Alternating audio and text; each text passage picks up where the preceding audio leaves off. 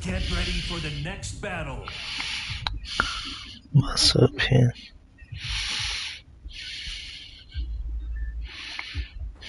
あ、じゃあしようかな。貴様をここで終わらせる。Round 1 Fight.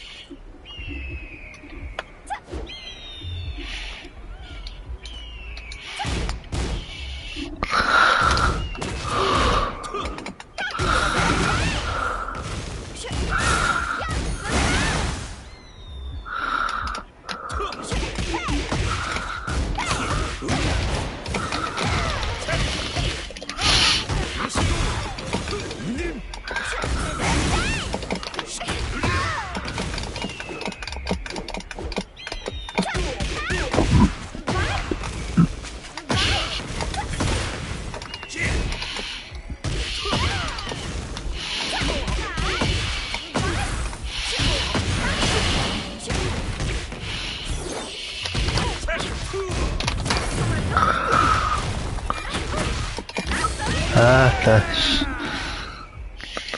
Round 2 Fight.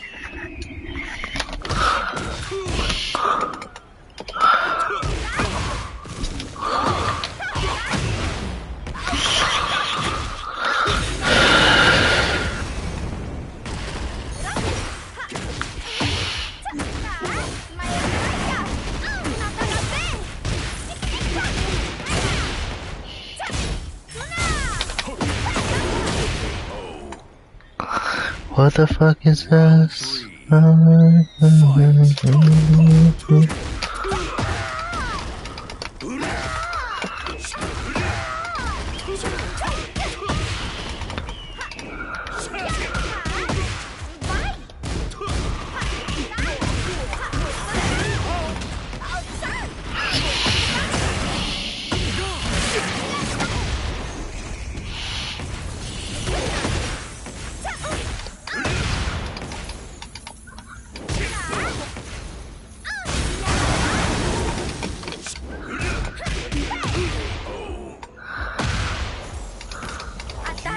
bisu.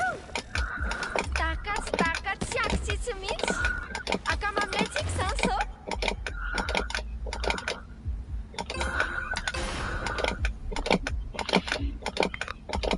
Ada sesuatu. 貴様をここで終わらせる Round 1 Fight どれどれどれ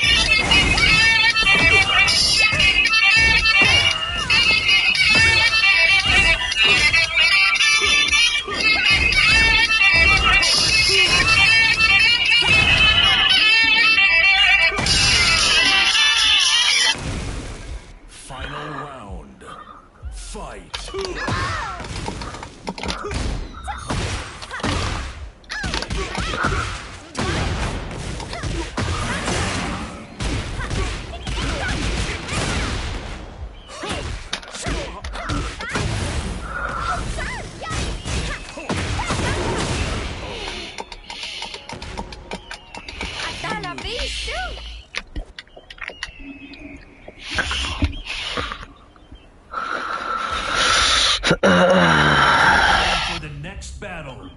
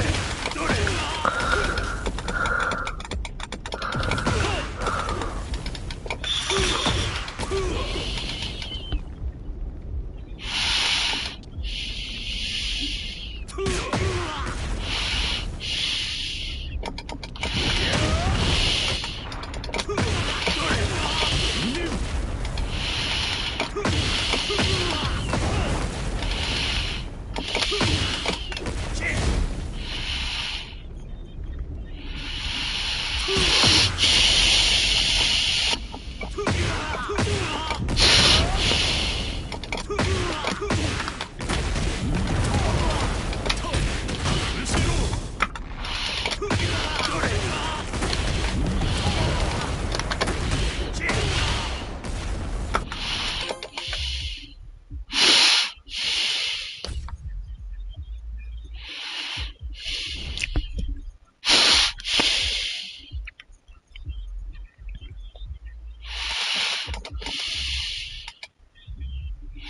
ready for the next battle. Round 1. Fight. Round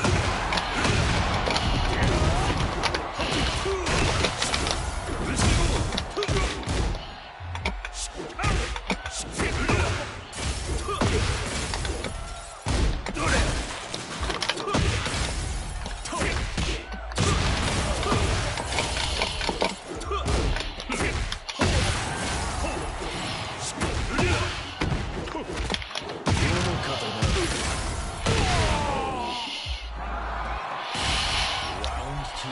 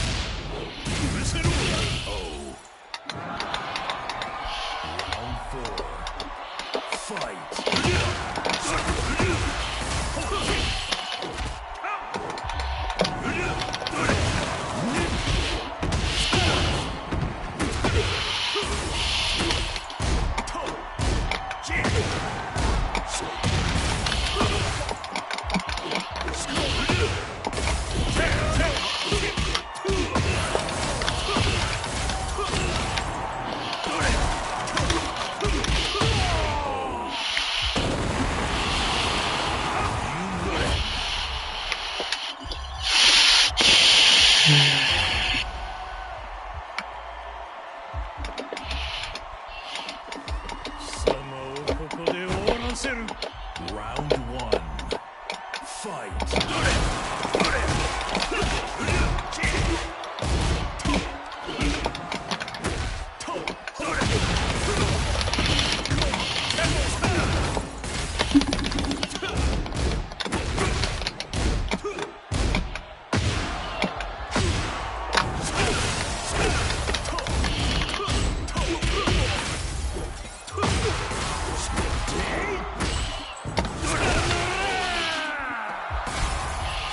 Round 2. Fight.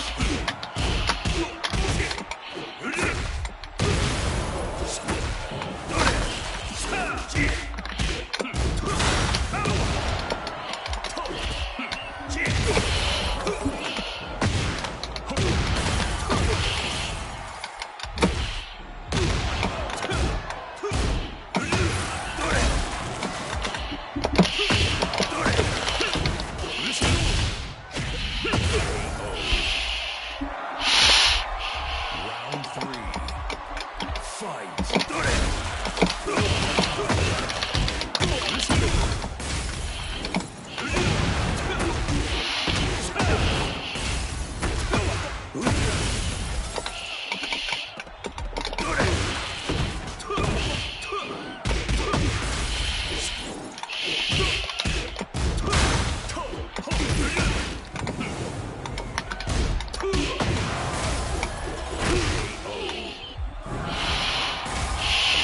4. Fight.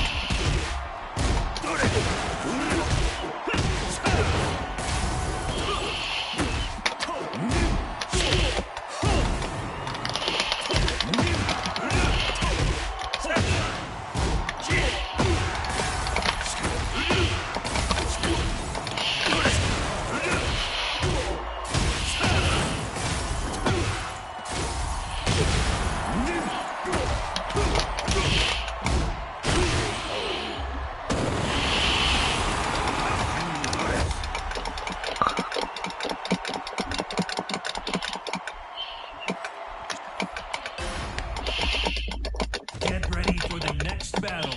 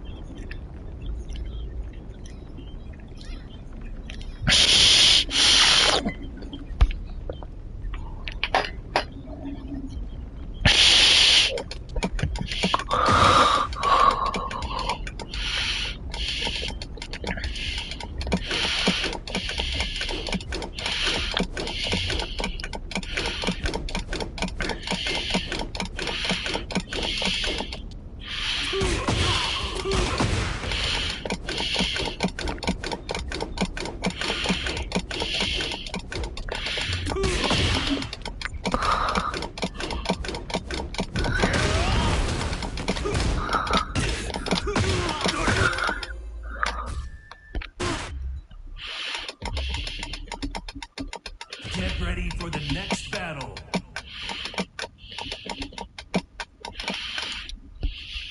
Got a Kazuya, man.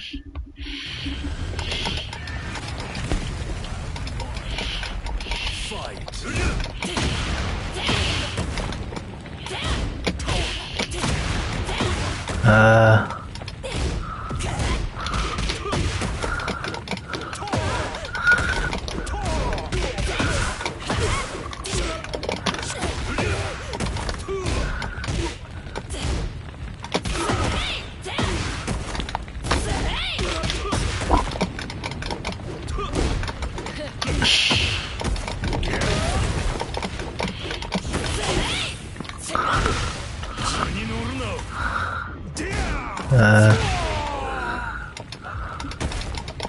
Round 2. Fight.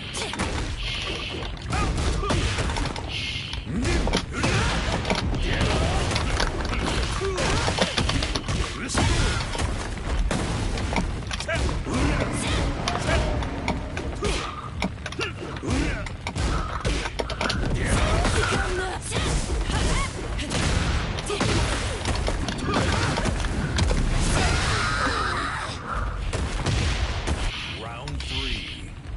Fight.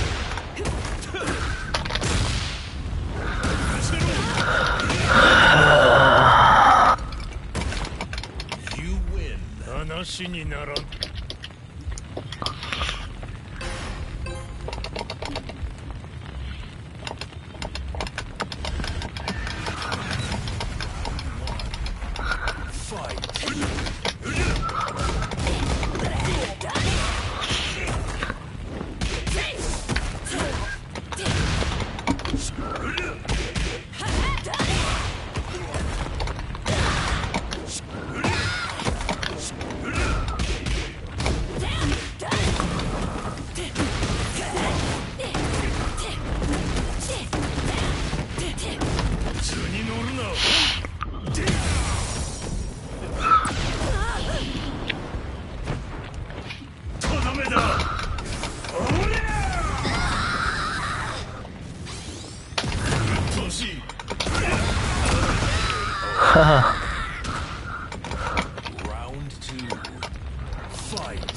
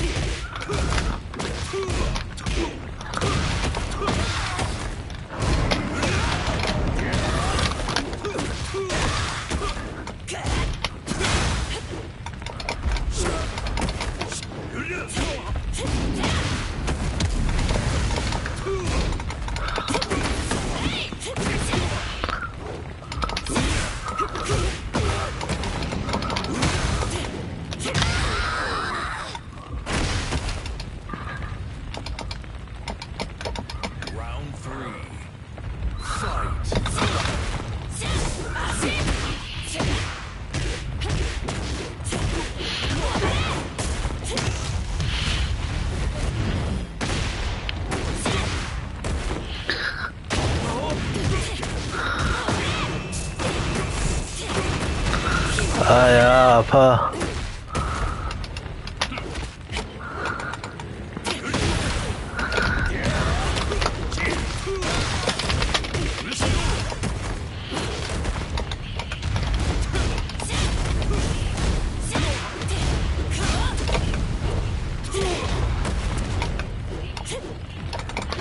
啊的。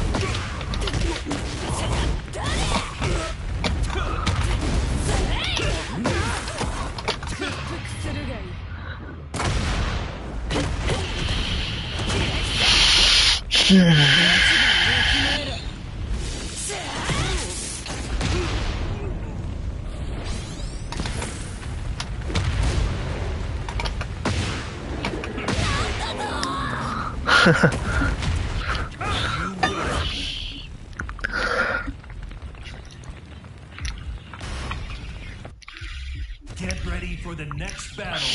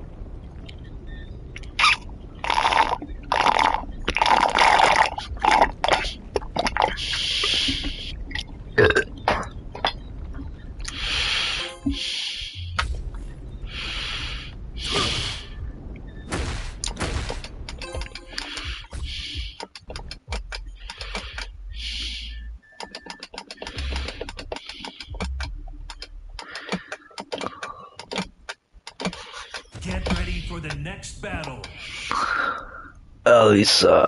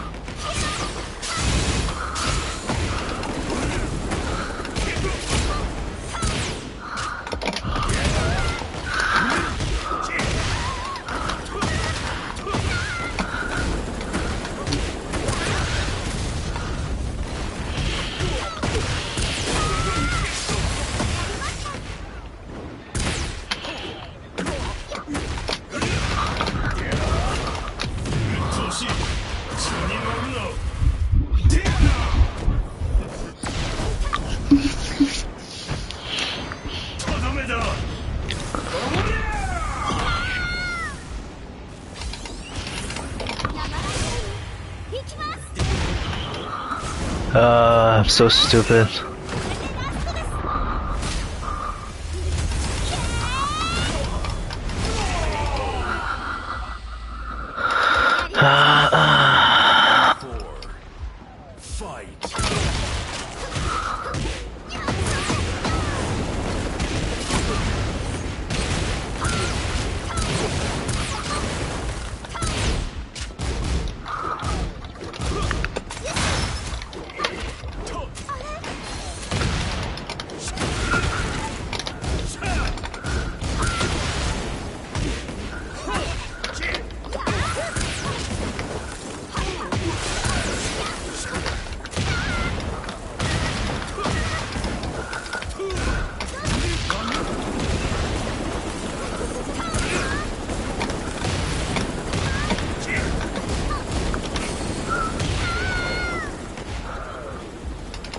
Final round.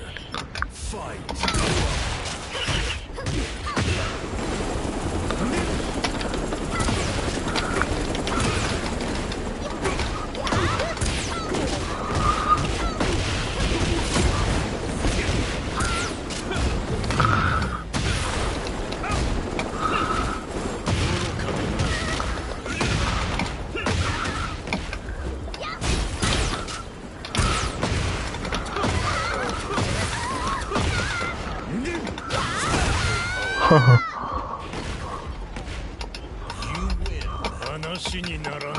Not worth the risk. One and done in this guy. Get ready for the next battle.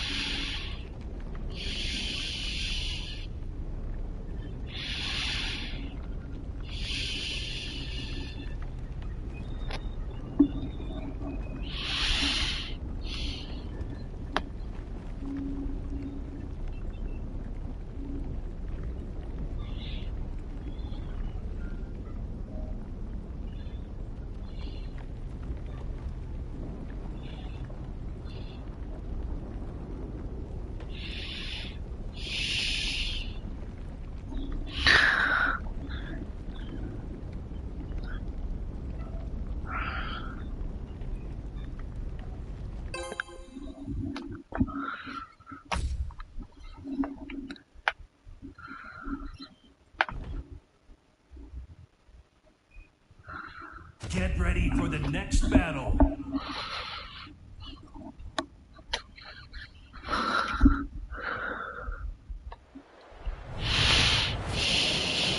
Round one. Fight.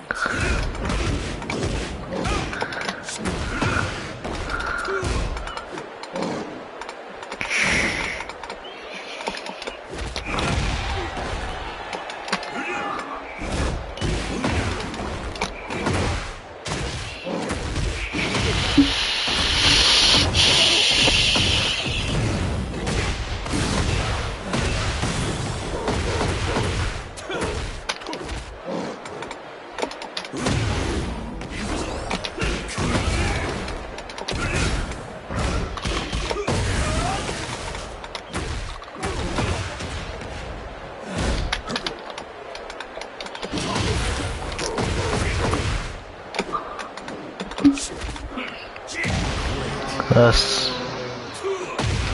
Round two. Fight.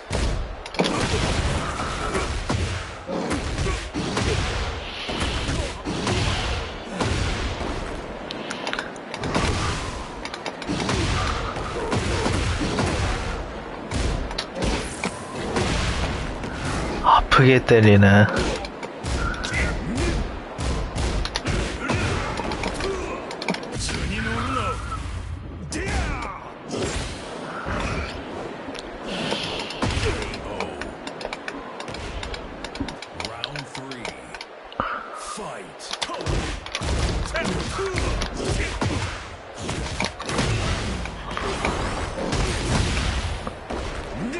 Damn.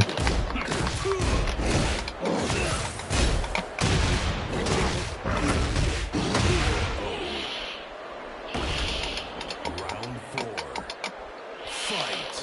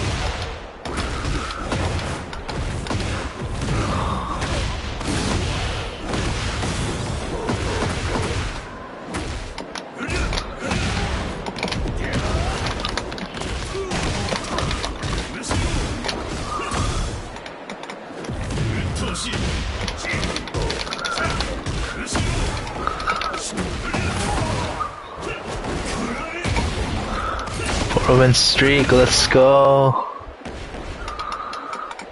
You win. Let's go Kishin tonight.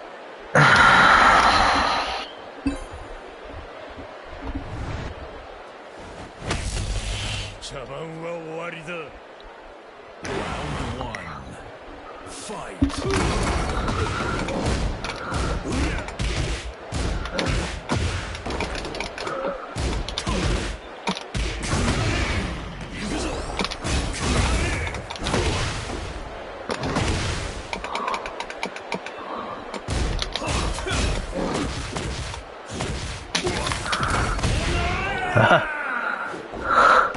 Round 2. Fight.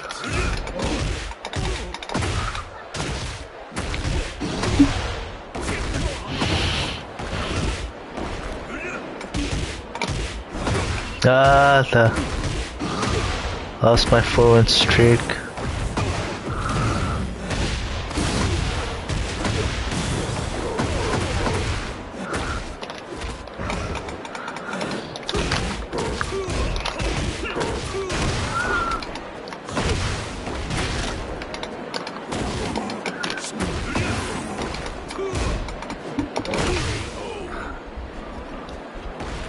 Round 3. Fight.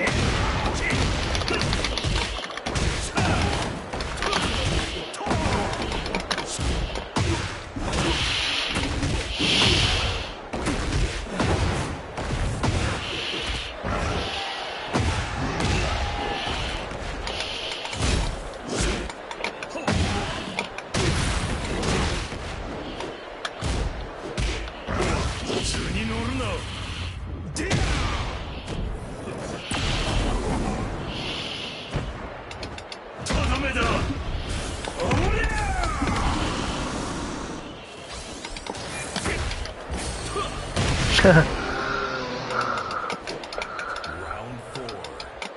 Fight.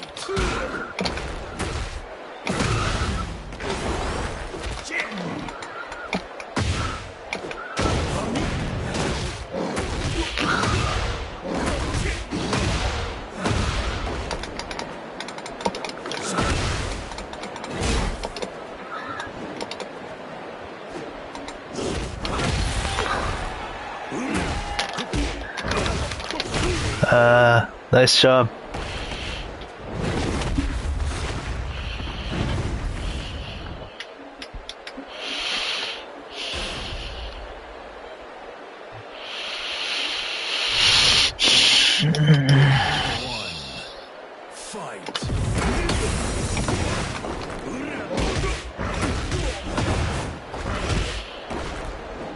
Ah, so stupid.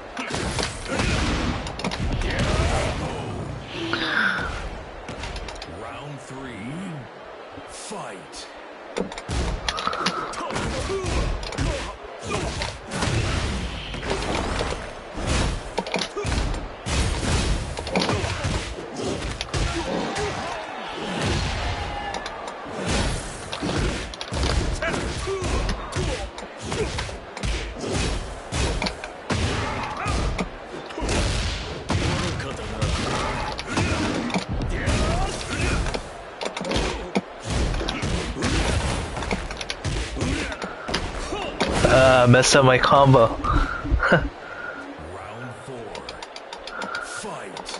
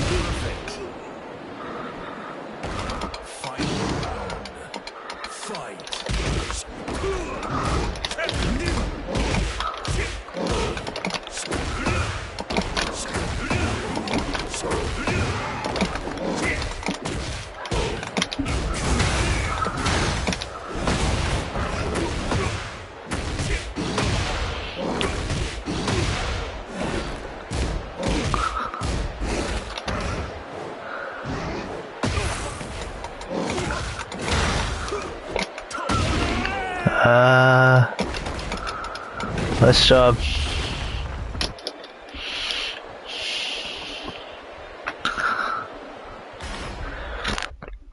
Get ready for the next battle.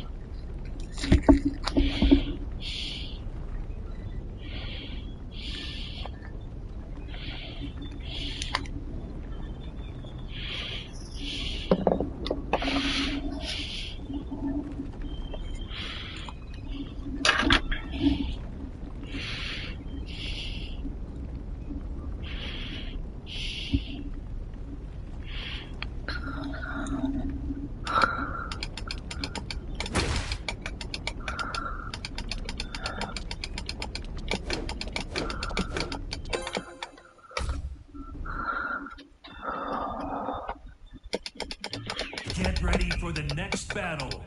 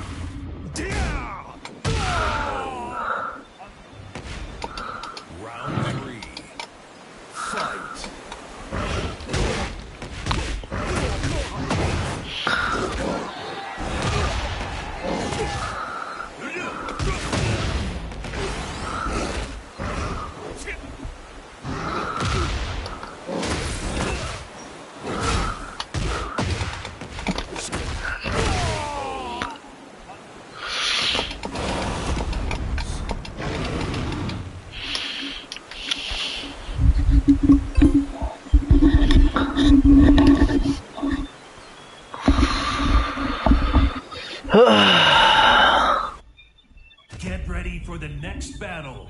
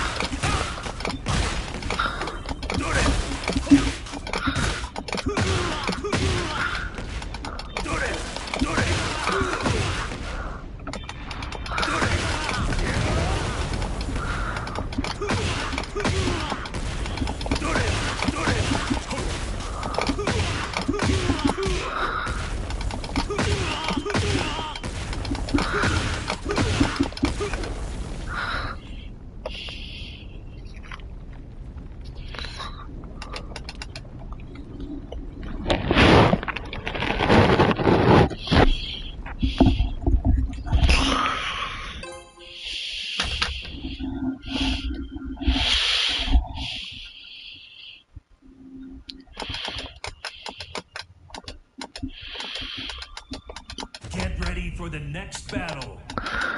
Eliminator can. Round one. Fight.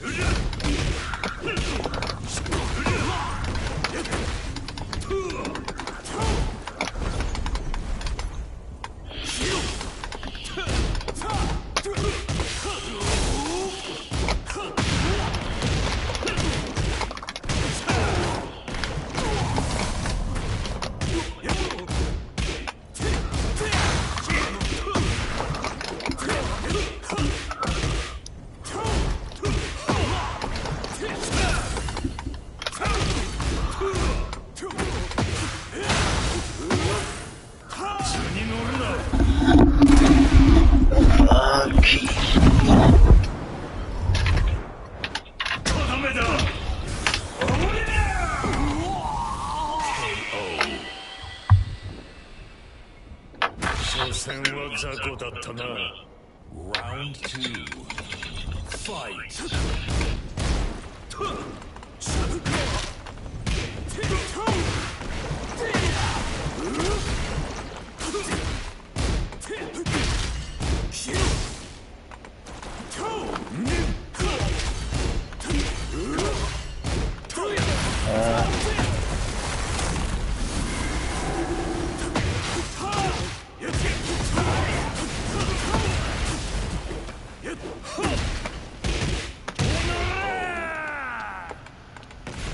Round three. Fight.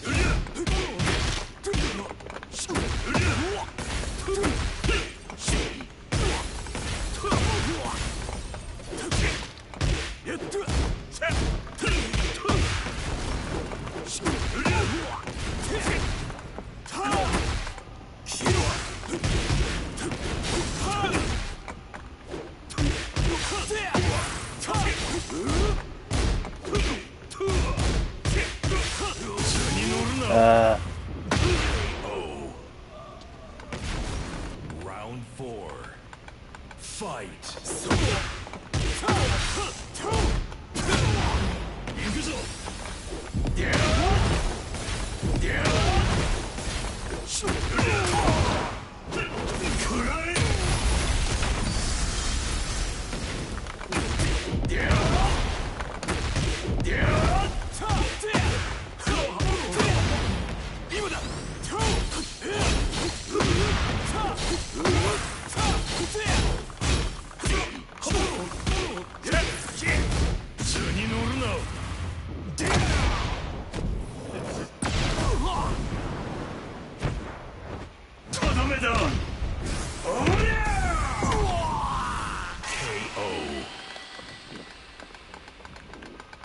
所詮は雑魚だったな。 Final round. Fight. どれ。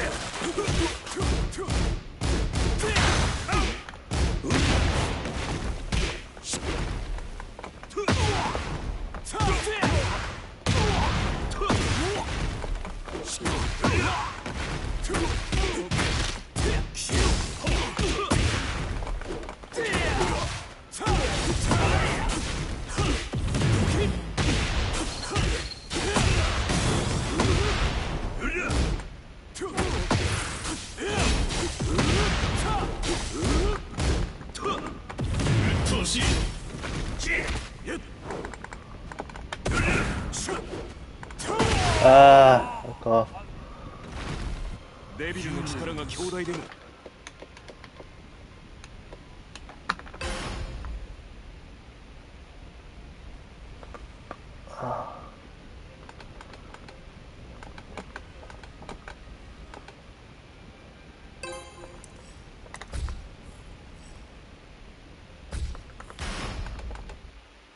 Get ready for the next battle.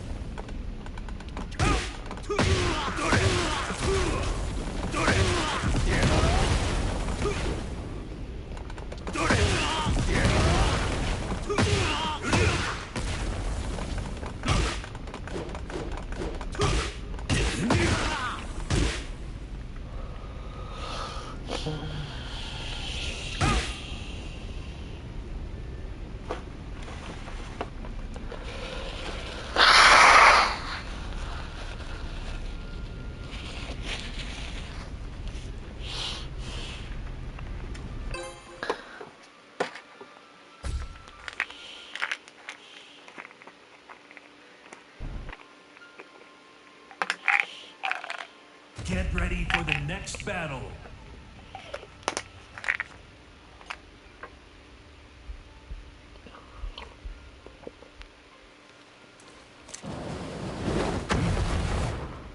Round one.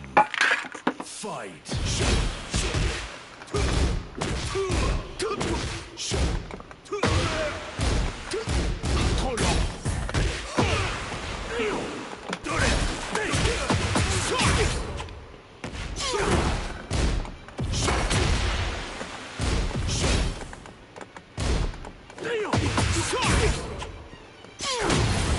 Je te tiens. 図に乗るな。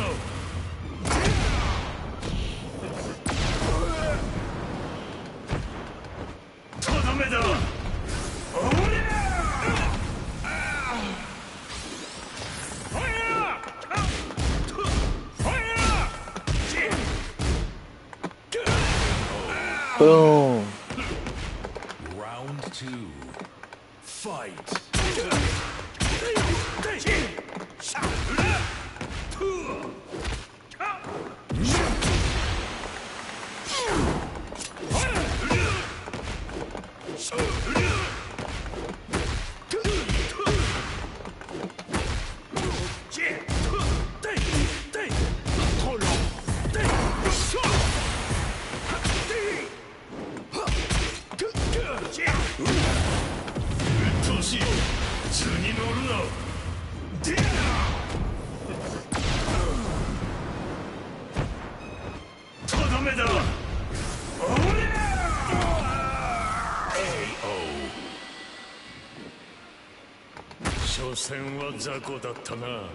Round three.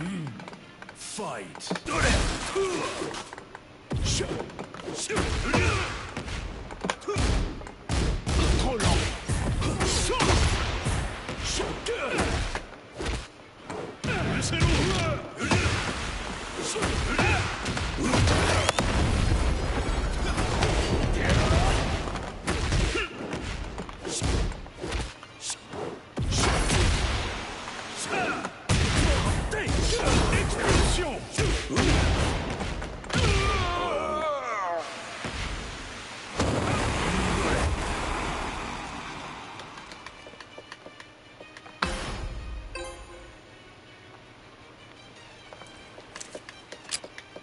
Round one. Fight.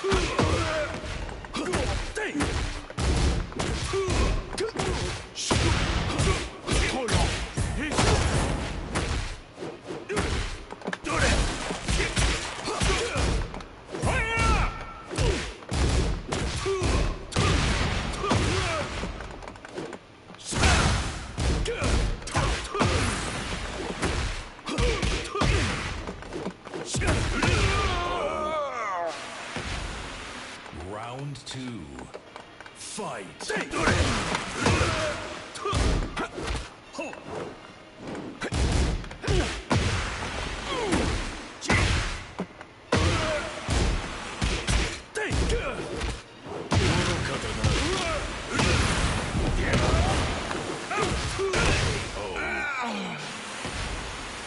Round three.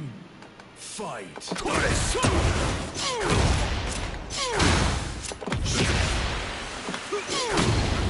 Je te tiens.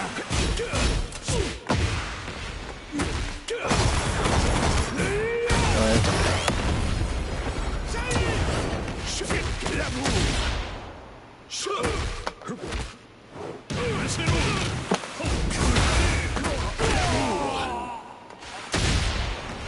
Round four.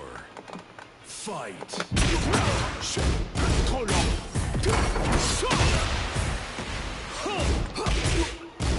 Trop lent. Bon appétit.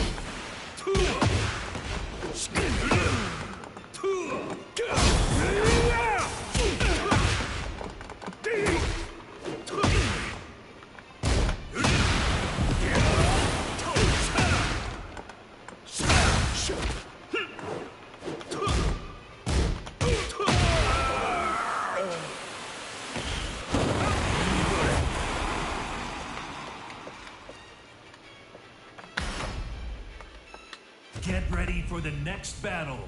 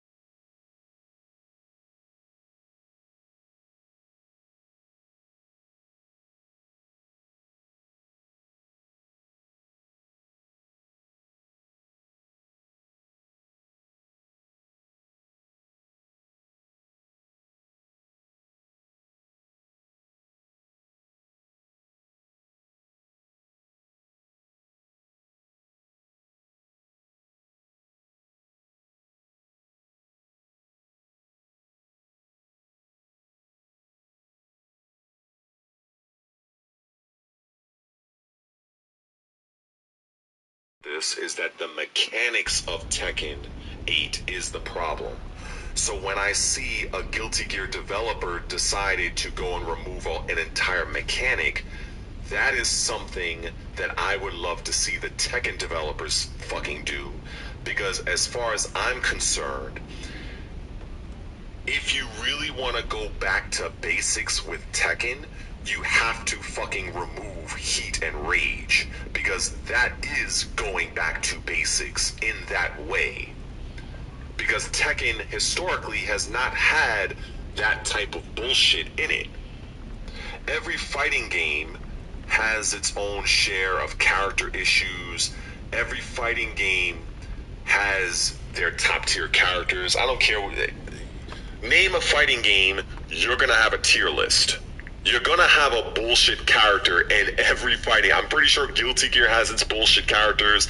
Mortal Kombat 1, 2, 3, 11, 10, all have bullshit characters. Street Fighter 6, I heard fucking Mai was bullshit in that game. I think they nerfed her or whatever, but you get the point. So character balance is something that is always and will forever be an eternal battle with the developers and the community. It will never be solved. It's like trying to design the best first-person shooter game. You're gonna always have either a sniper rifle that's gonna be better than the rest of the sniper rifles. An AR is probably gonna be better than this AR. That's just, it is what it is. So I sometimes I try to over-explain certain points because I do want everybody to understand where I'm coming from, even if they disagree, but at least understand the fucking point. Because sometimes I'll see people in the comments section, I just like, oh my god, this guy just clearly didn't understand what I'm talking about, you know. And that's why that's why this whole thing with Guilty Gear to me is so interesting. Because this is something that you do not see often. You do not see, like for instance, like you did not see NetherRealm Studios for Mortal Kombat 1 decide to remove the cameo system.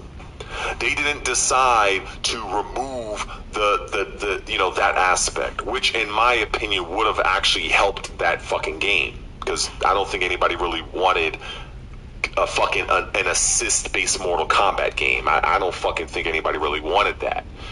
So, but that is essentially a mechanic, and it wasn't one that did any favors. So seeing the developers make that decision to remove this wild assault, you know, regardless of whether or not it's going to make Guilty Gear Strive a better game, that to me, it's like whatever. We don't know. My point is, I just like the fact that they decided to make that move, and that's the type of drastic move that I would love to see the Tekken developers make. All right, now let me look at this chat, see what you guys are talking about, because you know I don't want my fucking train of thought to go off. So let me scroll through here. All right, so let me catch up here. Let me see. Seems like Doomer takes being realistic at times. Thank goodness you live right on time. Hey, what's up, Jules? You going to check out the Invincible versus beta? Of course I am. I'm definitely going to be checking out that Invincible versus. I'm definitely going to be checking that out. What's up, Nexo? I see you over on Twitch. What's up, bro? Gray Skies, what's up? Justin, by the way, I saw your vid. You don't know the new. Wait, you don't know the new mechanic. Wait, what? Hold up. Saw your vid. You don't know the new mechanic. The new mechanic counter blitz. From what it seems, it's auto combo from a counter hit to a wall break. During that combo, you can't combo break. Well, I guess you guys will see. Because it says here, you just say in your comments, says from what it seems. So seems is not rooted in truth. So I guess when that 2.0 thing comes out, I guess you guys will see it on the Guilty Gear side. But again, my point is that the developers still decided to remove an entire mechanic. Like, I really want people to understand that point. That's the point. Whether or not Guilty Gear becomes this great game, that's the point. It's the fact that the developers remove the mechanic. That's my point. That's all I'm trying to say. You know what I'm saying? Whether or not, like, the game ends up being good, it brings back the community, it's a return to form, I don't know. Who knows? Time will tell. But it's just the point that they removed the mechanic, whatever they replaced it with, whatever. It's just, it just feels like most gamers cannot grasp that simple point that the developer, they did not have to do shit. They didn't have to, they could have just left the game as it is. And that's why I mentioned to another person in a comment, where I said, you know what they could have did with your Guilty Gear game? They could have did what Team Ninja did with Dead or Alive 6 and abandoned you guys after a fucking year, took y'all money and said, deuces. So that, and I said it because a lot of times fighting gamers, they don't really play other games. Most people who play Tekken only play Tekken. People who play Street Fighter 6 only play Street Fighter 6. So they don't have a wide, broad outlook of the fighting game community as a whole. They only see their own little, not to say all, but they typically usually see, this is my world, this is my world. Whereas somebody like myself, I see everything. So that's why I look and say, okay, the developer's deciding to remove that particular mechanic. That's a huge thing because you don't see that often, if at all. That's the point. Whether or not the removal of the mechanic helps the game, whether the new mechanic they're adding in helps the game, y'all will see. But I just feel like it's almost pointless. And I think sometimes people will just never understand. Anyway, let me get back to this. Let me see. King Raven, he loves SNK. It's not hate towards Namco for me. I just want them to see them better. Resonator, what's up, Resonator? Let's see. Will they bring back mechanics? Okay, Justin. Alright, you guys are talking too much to yourselves. We'll see. I still think Namco higher-ups ordered Tekken devs to do things that they deem more efficient sales. That's a very good take. Because at the end of the day, this does come down to a fucking business. And I wish more gamers would look at it that way. You know, you could be a developer. Well, maybe. Yeah, no, we get you very sharply point. We have something similar to Tekken 8 Season 2, promising more defense, but end up buffing all the characters. We got bugs and infinite to the patch, yeah, that shit sucks. What's up, Jules? Happy Saturday. Yeah, it definitely is. Yeah, over in Korea, yeah, it's like kind of like a day, they're like a day ahead in time and shit. Like they're like, it's a completely different time, like a different realm and shit. Let me see.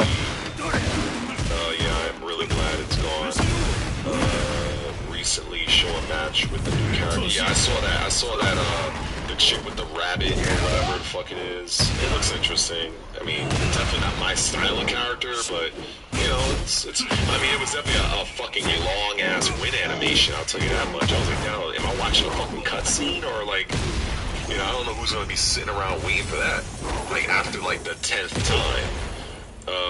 You played Tekken 8 before, main Zafina. Yeah, there's a lot of things with the Tekken is just, I don't know, like I said, people, yeah, like, I have to accept that there are people that enjoy Tekken as it is, and that's totally fine. You know, I can do a heat seeker take and say, hey, it's okay to like bad games. Yeah, campaign, the part they don't understand is how conducive things are. How well does this work? How long will it last? Let me see. Jules, happy soon birthday. Oh, that's what's up. Yeah, Baldur's Gate 3, very, very good game. Very amazing game. I definitely, and you know the funny thing about Baldur's Gate 3, and this is just, that game is several years old, and I have never seen Baldur's Gate 3 go below $50, even on sale. I've never seen it, but you know, let me see, Lei Wulong, why bring him back for 7 and not 8? So real quick, all right. Try to hold y'all questions because I need to I need to kind of break this down. Okay. Because right now I'm gonna take a break from the chat and just address that, because this goes in line with every other fighting game. The decision to add a particular character, whether they're legacy or whether they're whatever, well, usually when they're legacy characters, in this case with Lei, it comes down to, is this character moving the needle? Is this character, are people playing the character?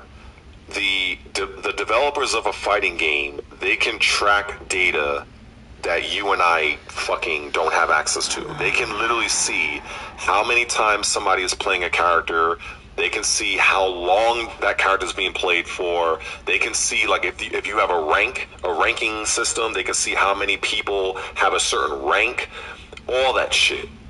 So a lot of times, and also you have to factor in the amount of manpower and resources it takes to create the character, especially in Tekken 8 standpoint, because Tekken 8, they're using completely brand new assets.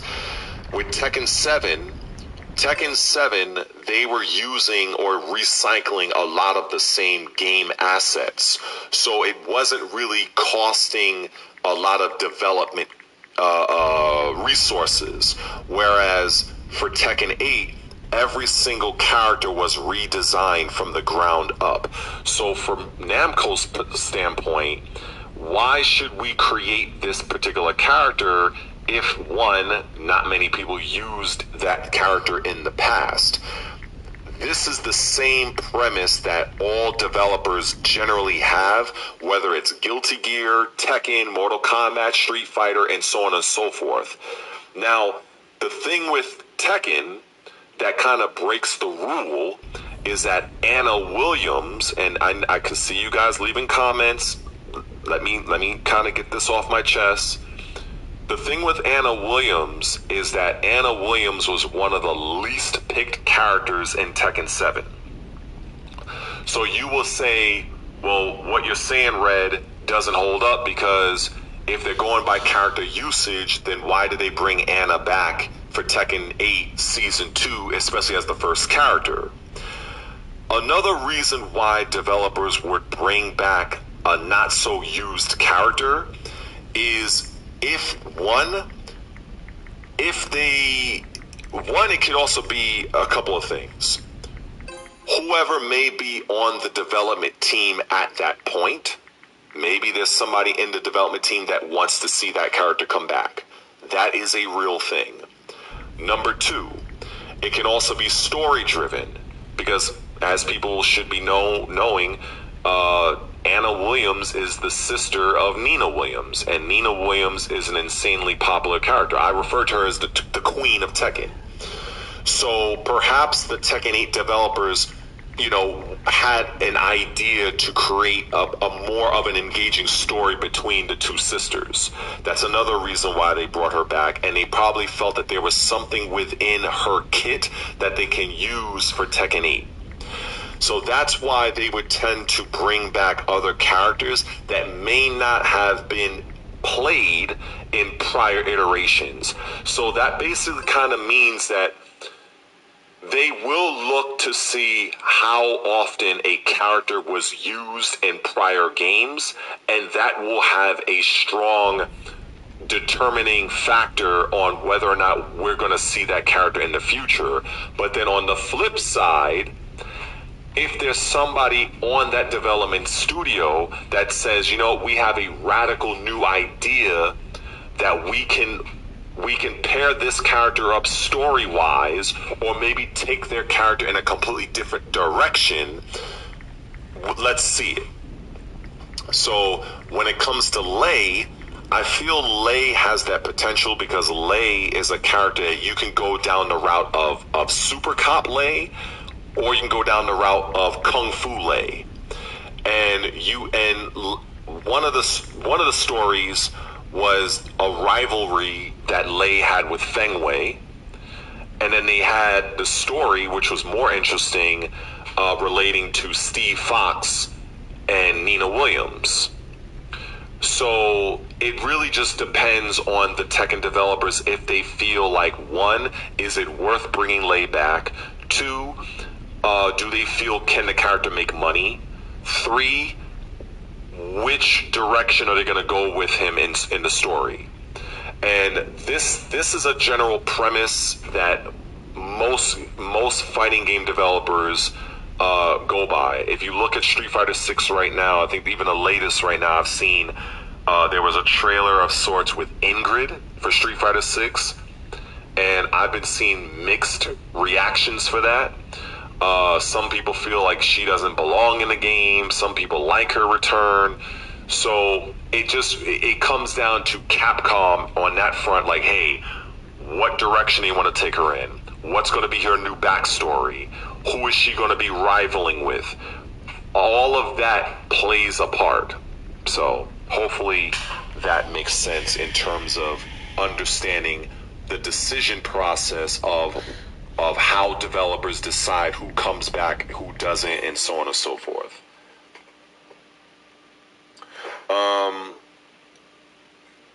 Yeah. So that's pretty much how that goes. Let me see here. Alright. Dat Boy Ratchet. I have a question. Why do almost every game are being made easy now? But that's a whole nother topic right there. Why do modern games feel like every game should be catered to them? Wait. Why do modern gamers feel like every game should be catered to them when most of them never will put the time into? That is a fucking excellent question. I'm gonna have a good time with that one. If you like the game, go ahead. I want to be getting Tekken 8 right now. Let me see. Monster Hunter. I think Jules, she likes Monster Hunter stories. Okay, it's cool. I've heard about that. I'm not really much into Monster Hunter, but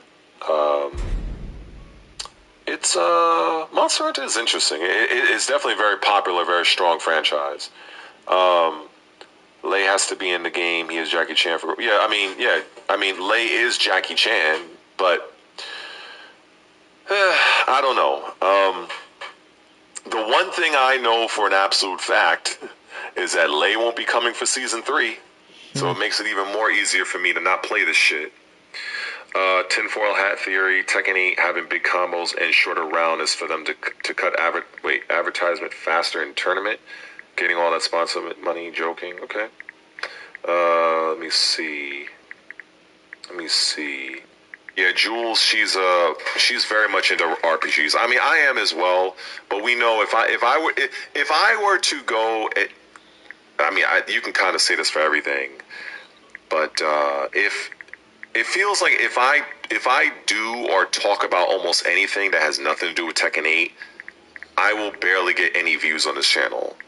Despite the fact that my main video game loves is RPGs, JRPGs, open world games, Souls-likes, Metroidvanias, but it is what it is. I'm just gonna have to accept the fact that since I've abandoned potentially causing myself to have a triple bypass on live stream playing that fucking game, Tekken 8, that my channel in terms of its growth is going to be slower because, for instance, there's several RPGs that I have interest in that, you know, I have interest in, but unfortunately, I'm just not going to get the viewership on those particular videos. I know I'm not. So it's up to me to either just not do it or just kind of push through and hope that I may attract more and more people over the course of time that's into other fucking games than Tekken 8. So that's the challenge for me as a creator. Let me see.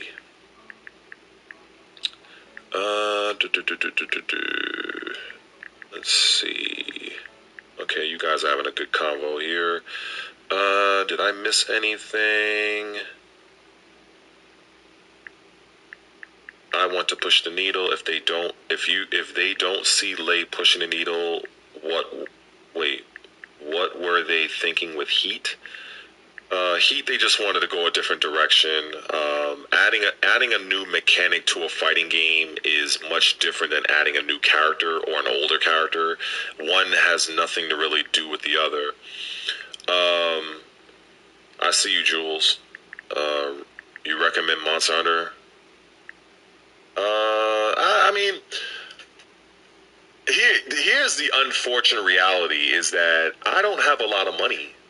So I would love to go and try out these other games, and this is why I love Game Pass, by the way.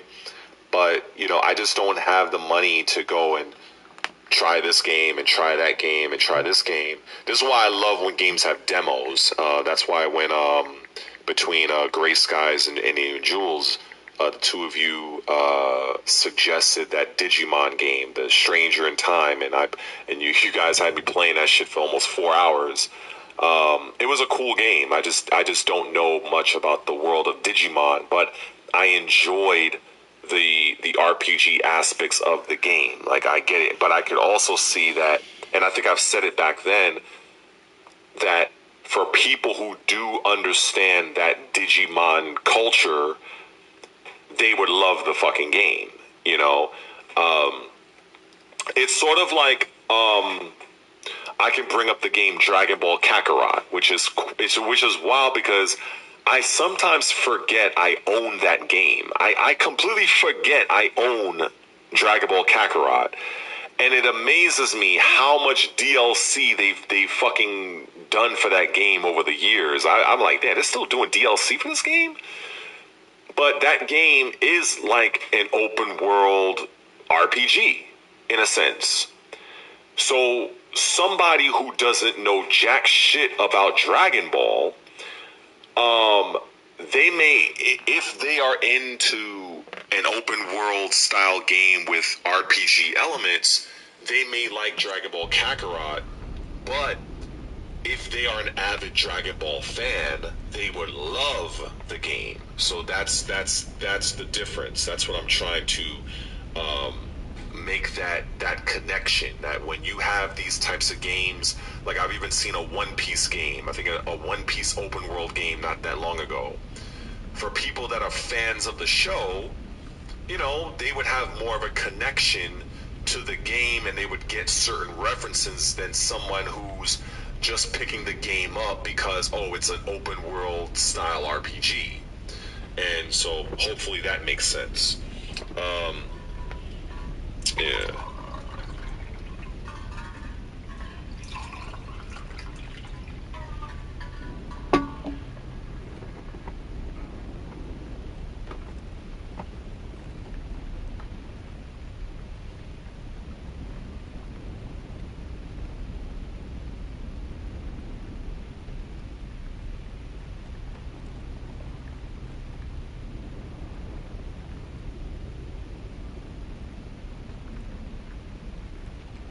You know,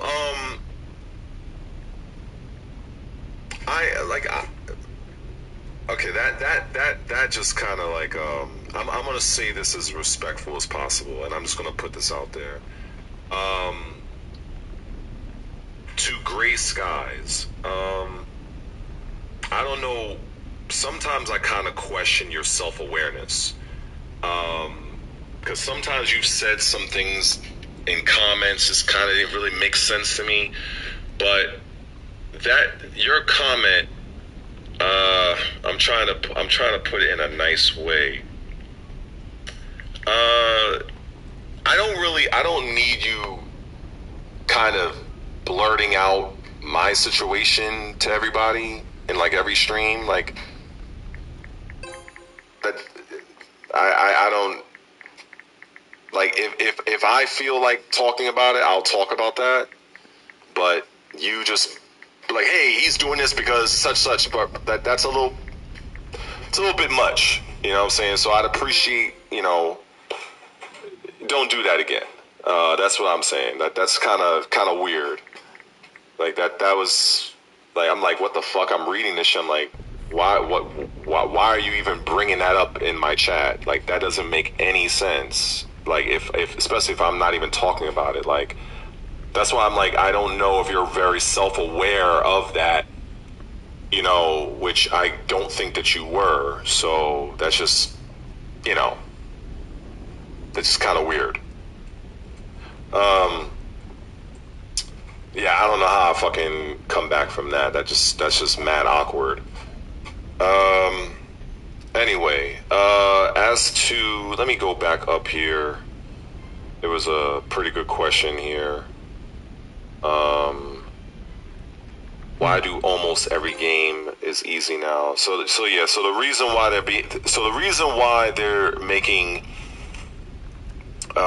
games easier, whether it's adding potential, how can I frame this? So Souls-like games, their identity is tied to difficulty and overcoming a challenge. So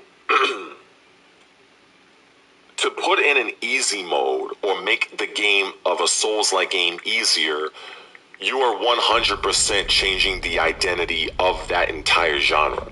The whole point of the game, really, outside of like, the discovering, leveling up and shit like that, is the fucking challenge, is that you are going to die, and it's up to you to endure that, overcome, learn the patterns of the enemies, and so on and so forth.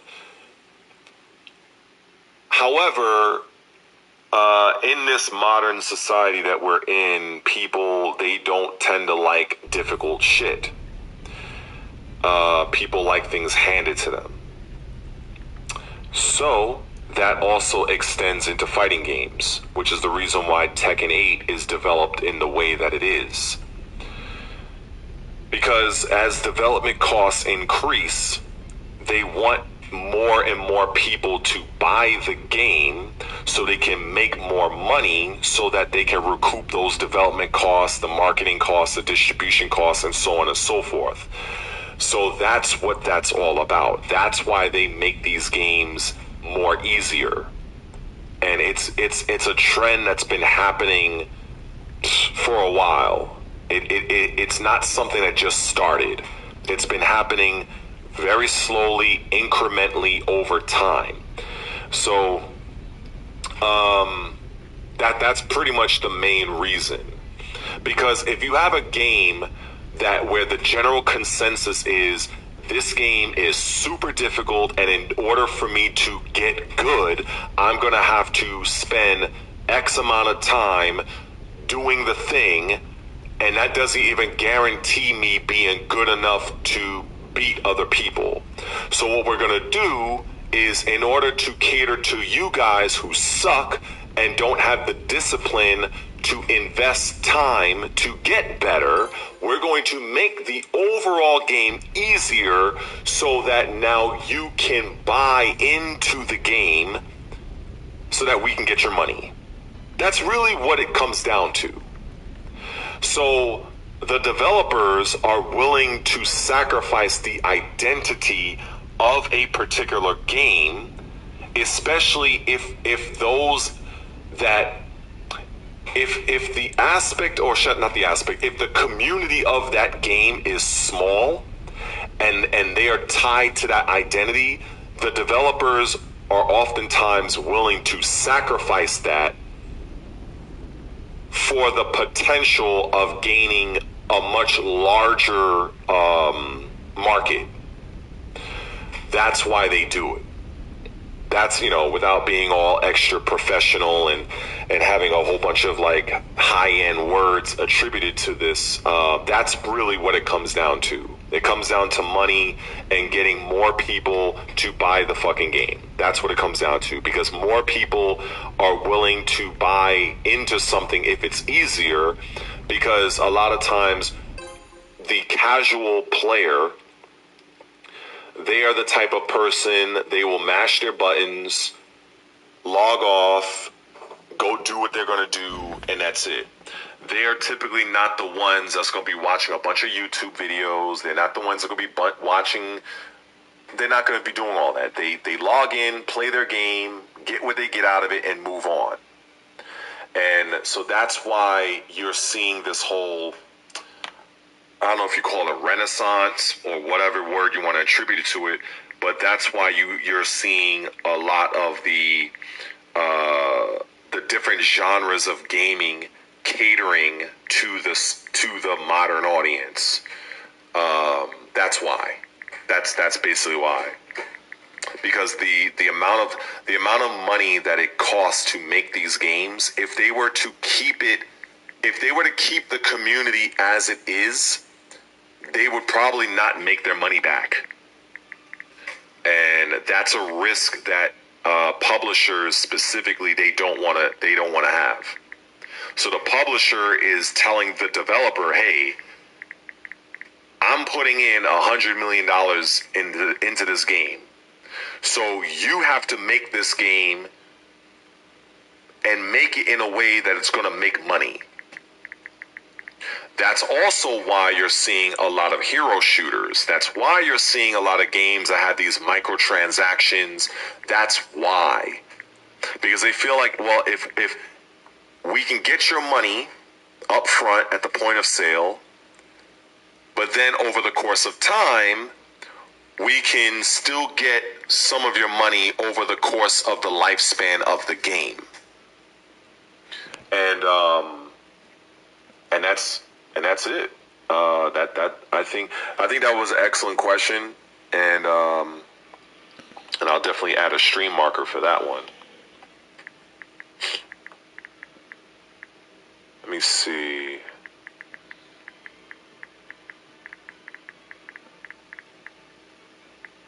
What's up, Hidden One? I see you.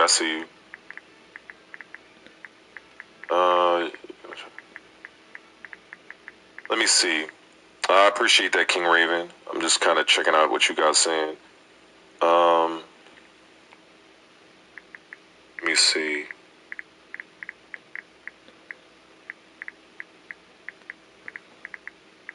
Yeah, let me see.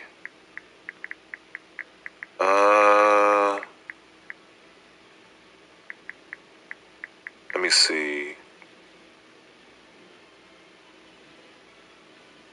Oh, I didn't know that there's a demo for that Monster Hunter, and that's also assumed. Well, yeah, I guess it is a multi. It is a game that is on for both consoles, whatever. So okay, I'll check to see. I'll check it out, because right now I'm not in my room right now, so I was thinking about doing this while I was in my room, but I was like, you know what? Let me just, because there was a couple of things that I wanted to do in this stream. If nothing else, maybe just for me, and maybe I would upload it later, because there was like this video I watched of Starfield. This guy was talking about it from IGN. I think I mentioned at the very beginning of the stream, but for those of you that came after the beginning of the stream, there was somebody I was watching from IGN that was talking about the Starfield expansion that's coming out. I think it's April 7th. And then, of course, there's the Diablo thing. That's an automatic purchase for me. And then I mean, there's like a ton of fucking games that I really wanted to get into. I saw like I saw a bit of some info on the upcoming State of Decay 3. I haven't heard anything about that game in a long time. I'm definitely interested in that. There's gameplay of the Exodus game. There's like so much shit to cover, and so I don't know how long I'm gonna be doing this stream for. But you know, I'm here, so I'm yapping. It is what it is. But yeah. So yeah, when it comes to just to kind of address that real quick, when it comes to Gray Skies, I appreciate the but just let's put it this way: in an online forum, if somebody chooses to speak about their personal business, that is up to the creator.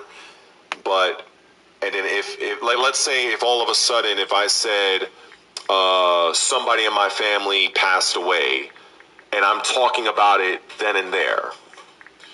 Well, I don't need somebody when I go live again and I'm talking about something that has nothing to do with that, and I'm talking about and then all of a sudden I see a comment like, yeah, you know, such about the loss of your family. I'm like that was addressed then. If I'm not bringing it up, that's not the time to do that.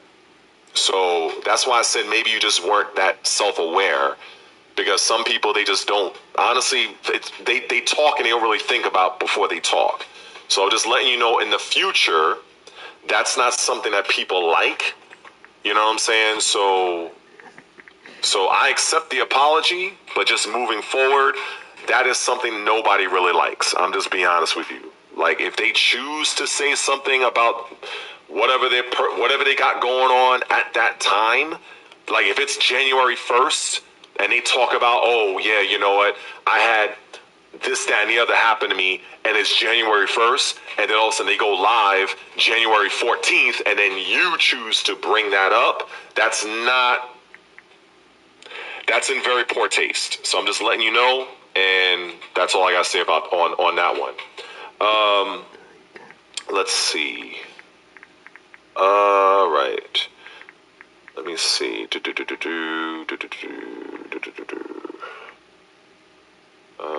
Let me see.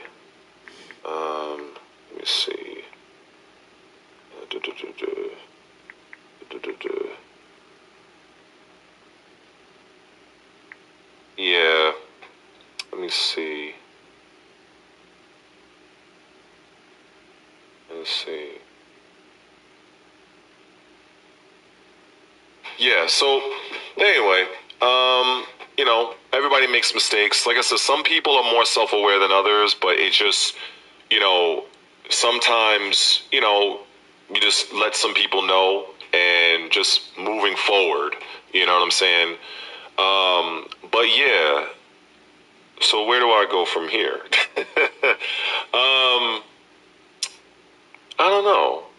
Because, right, like, I have so many, like, you have so many titles coming out, right? You got that Clockwork Revolution game. You have Blood of the Dawn Walker. You have that fucking, what's the other game? That space game. The Expanse. I remember that one. That's looking good. Exodus. And then, of course, you got the upcoming fighting games. You got Invincible Versus. That's looking pretty interesting. Even though I'm not a fan of Versus games, but they do have that beta coming out, which I am going to play. I am going to try that.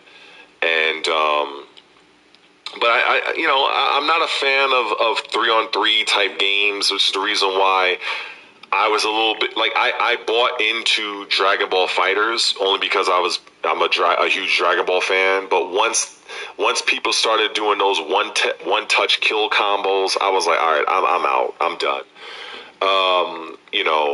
So I don't know how long it's going to be before somebody is going to find out how to break the Invincible versus game, because usually those versus games, those assist driven tag fighting games, they always end up being broken at some point. But it's a beta. I think it's April 9th. I'm gonna mess with it. I'm gonna try it out.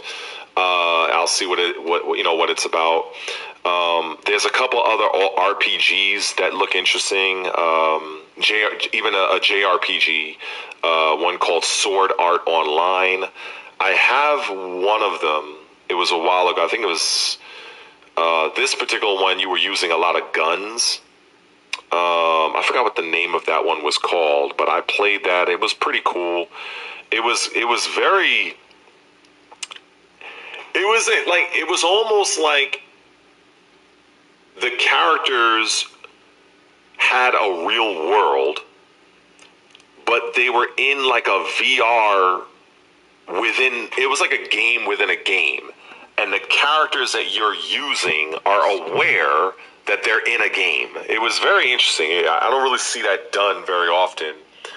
And so to my understanding, Sword Art Online has a lot of games. I didn't even know it was that big of a franchise, but they do have one coming out soon. It does look pretty impressive. Hopefully it has a demo to it. And then there's another game. I can't remember the name of it. I think it comes out sometime in June or July. So I'm going to keep my eyes on that one. But, we'll see. There's so many games coming out. That's why I say, like, look, if you're playing something and you're not having fun, if you don't like the game, just go and play something else. You know what I'm saying? And that's what I finally decided to do with Tekken 8.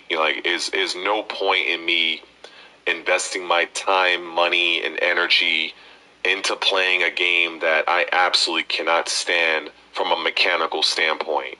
When you have so many other different games out there across like so many different genres, even though of course, from a content creator standpoint, like I say, when you're focused more on one particular game, it's typical that you are able to grow faster than if you were to kind of spread out and just do different games. But I do believe in the long run, I do feel that people that do have more of a variety channel, I do feel that they do well in the long run, especially when it comes to burnout.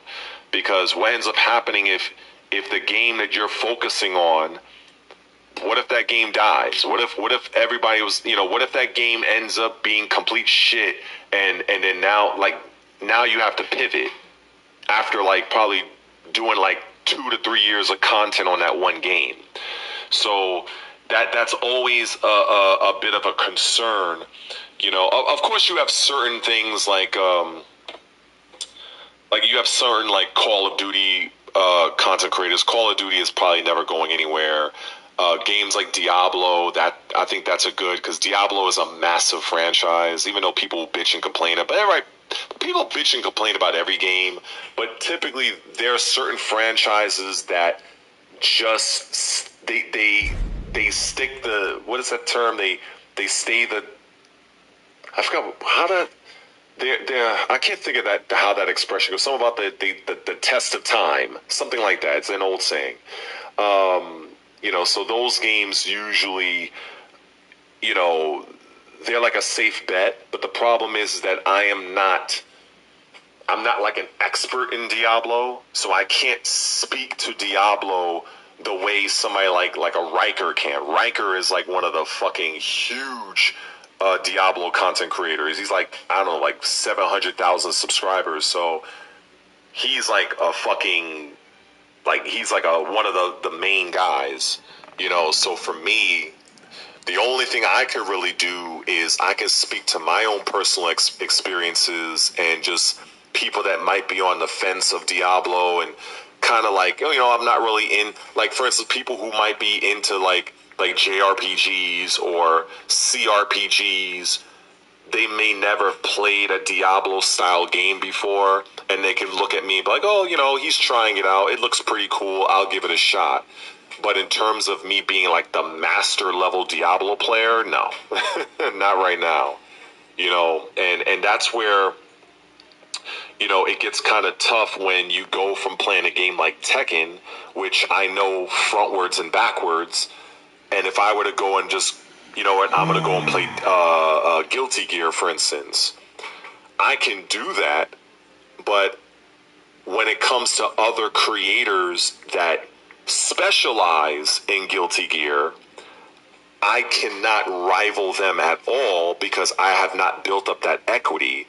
It doesn't mean I can make a video about anything I fucking want, but I would have to have realistic expectations that if I'm making Guilty Gear content, chances are I'm not going to be rivaling somebody that's been in that space for a long period of time. You know what I'm saying? But I can still give my own unique perspective because each one of us, we each have our own voice and we each have our own way of thinking and looking at things. So maybe somebody that is watching a very large Diablo channel or a very large Guilty Gear channel or whatever game, they may look at somebody else that might be a little bit smaller, but their perspective might be more in line with that particular viewer.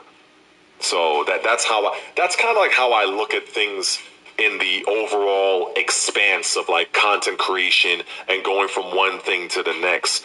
You know what I'm saying? That's what I've seen and that's what I've experienced so far. I think when it comes to a good point from Justin, I think when it comes to fighting games in general, I have a very, like, I always thought, and I had this idea, and I did it once, where, like, for instance, I could play Virtua Fighter, right? I'm pretty good at Virtua Fighter. I'm not godlike, but I'm good. And you can literally make content picking up a game that you're not necessarily familiar with, playing a different character, and be like, look, this is my process of learning this character from fucking scratch. And I'm going to go in ranked, and I'm going to apply what I learned. Win or lose, I'm going to see how I do, and we're going to break it down, what I could have done better, and then maybe the chat can, like, chime in and be like, oh, you could do this, you could do that. And I think that's cool. And I did something like that with Virtua Fighter when Revo came out, and I finally ended up getting it, but I kind of went away from Virtua Fighter, admittedly, because I got sidetracked with other things. But with Guilty Gear, I do have an interest in the game, and ironically, it is on sale right now. I think it's on sale for like $19.99 because Xbox has this deal, this spring sale going on. So I'm very tempted to pull the trigger on that game, but but there is something else I want. So I'm kind of like working with, all right, well, I don't know. I'll figure it out. Hades 2, exactly. Hades 2, and that's also coming to Game Pass. And ironically, I played Hades 1 for a time. It was pretty cool, but Hades is a roguelike, and I'm kind of like lukewarm to roguelike games. Same goes for like those card games, like Slay the Spire. I know that they have a new version. I think they have Slay the Spire 2. I did try it on Game Pass. Another reason why I love Game Pass, because it allowed me to try the game out. And it wasn't bad, but it's not something I would go and buy, if that makes sense. Like I would play it on Game Pass, but it's not a game that I would like, okay, I'm going to commit and spend money on it. Especially when I'm working with limited funds. Now, if I had money to burn, then yeah, I'd buy every fucking thing. But like for instance, my money right now, the games 100%, I'm definitely going to buy is Lords of the Fallen 2. That's an automatic purchase for me. The Diablo expansion, because I've been playing Diablo 4 for like the last fucking week or so, well, 2 weeks now. I do have interest in Crimson Desert, but right now it's kind of tough because if I go and spend money for the expansion for Diablo 4, it's like then I got New York, you got to deal with bills and shit like that, so my money is kind of limited. But it is something I do have interest in Crimson Desert, and a lot of the other games I can just play it on Game Pass. Because I still want to get through. I want to try Kingdom Come Deliverance. That's a massive game. It's like there's so much that I want to play, and there's so little time. I mean, shit. I still want to play fucking Mass Effect again. It's been years since I played Mass Effect, and I've never even played. It's funny. I have the Andromeda collection, but I've never really played through it, so I have not experienced all of the new enhancements and shit like that, because I literally bought the game and I put it in my my little game box, and I just kind of like when you have a huge backlog of games, that's me. There's games I haven't even fucking played, I haven't touched, and but I definitely aim to get to them. That's the reason why, I was like trying to build up my Twitch numbers and be like, oh, maybe you can hit me up on Twitch. And then even that, because between other things I have going on in my personal life and the personal training thing, because now the weather is starting to get warmer, I'm building up my clientele list for that, for the personal training thing. So my time it's getting a little bit dicey when it comes to how much I want to invest in a particular game, because you only have 24 hours in a day. So and that's why making videos in a certain way, it does take time. And since I'm more so going away from Tekken, I know that the videos I'm making, I do believe they're good videos, but because of how I understand the YouTube algorithm works, the YouTube system is used to me pushing out Tekken content, and many of my subscribers, they're like, they're used to that. Some, thankfully, are kind of like, all right, they actually do other shit than just playing Tekken, thank God. But I do have those that all they want to do is do Tekken, and either they've unsubscribed from me, or they just don't interact with any of my other content. So that makes pushing out new shit a little bit more difficult. So that's why, from my point of view, I could go in and do all the edits and add in B-roll and all that shit, and now that video is now a 4-hour, maybe a 3-hour video in terms of me putting forth the work. And then when I hit upload, it's like 50 views, and I'm like, I might as well just fucking just record it and upload it and save myself the other 3 hours that I could have done for something else. So that's the dilemma that a lot of smaller creators go through, especially when they're pivoting from something that is as large as Tekken. So that's the situation. Like, for instance, if I were to start doing Guilty Gear videos, which I'm contemplating doing, in Virtua Fighter, those videos would appeal to a very small percentage of my subscriber base. And the only thing I could hope for is that over the course of time, I would draw in new people that would be like, hey, like this guy, what's his name, the Justin guy, like he says, hey, he found me because of the Guilty Gear thing. Well, I would be hoping that, hopefully this Justin fellow he actually likes more than just Guilty Gear, because you have some people that all they like is one fucking game, and if you do anything else but that one game, they're out. And that's the thing that's tricky when it comes to, you know, trying to do different things. It's tough. It's tough. You know what I'm saying? It is tough. But you know, you do the best you can, and there are ways around it.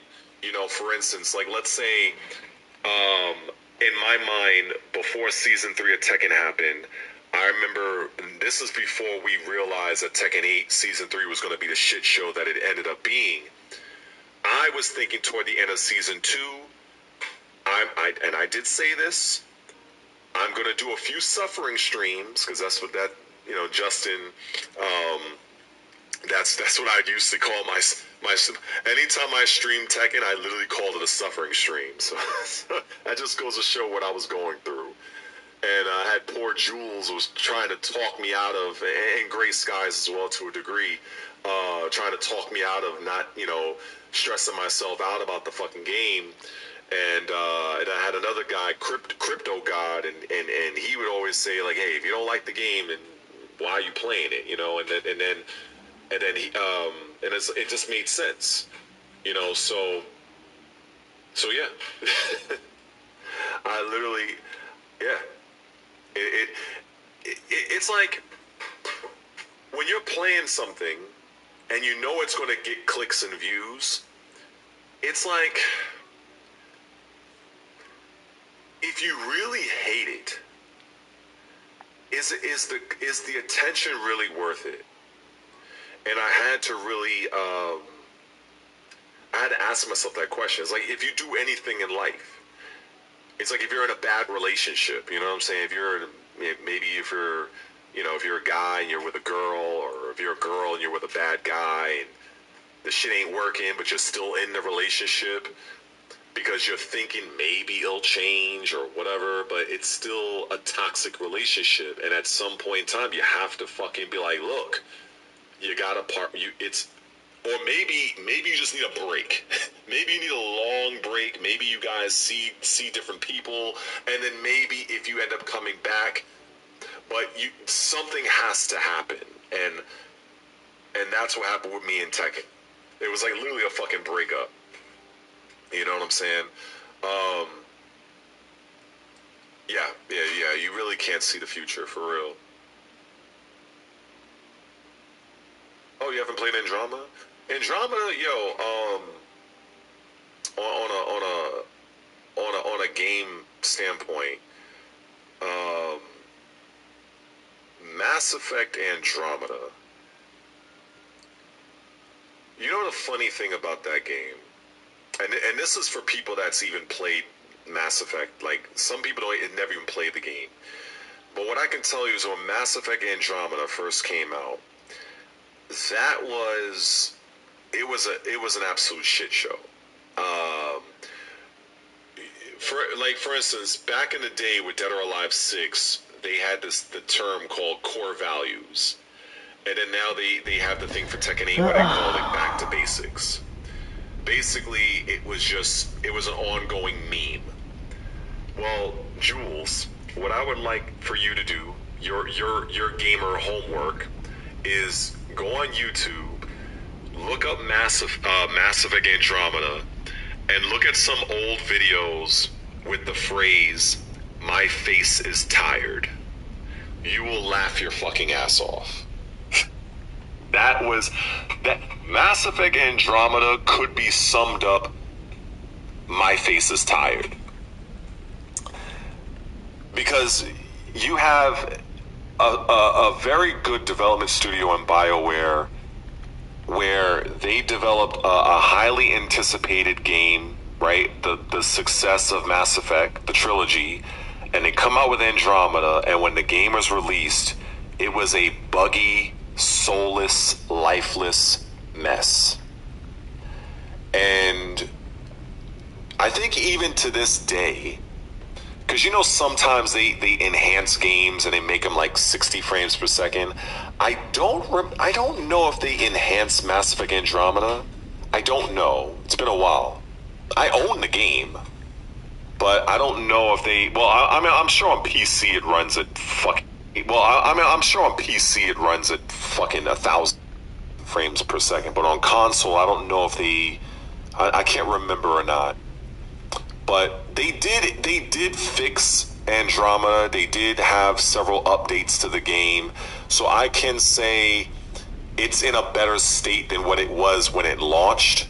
However, I will say overall it did not have the controversy and the outright hatred that Dragon Age the Veilguard has. So Mass Effect Andromeda, they did try some new things. It's a brother sister game where your main characters, it's like a brother sister type deal. You do go to a couple of different planets. It's like everything you come to expect, but many people didn't like the main villain. They felt that it was kind of, I mean, it's up to, it's their opinion, but they felt that, I would just say, just try it. I don't want to spoil it, but overall, everybody that has played Mass Effect will say that the original trilogy, that's where it's at. So if you never play Andromeda, you're not really missing anything. Let's just put it that way. Yeah. Let me see.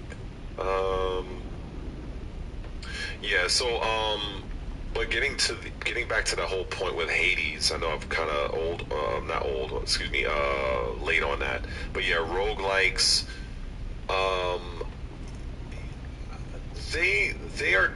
they're interesting. I did buy one not that long ago. It was called it was like the Ninja Turtles, Teenage Mutant Ninja Turtles, Splintered Fate. That's a roguelike, and I enjoy that. It's a pretty cool game. But Hades was very, very popular, so I'll try Hades too. I'll see what that's all about. And, but yeah, let me see what else you guys are saying.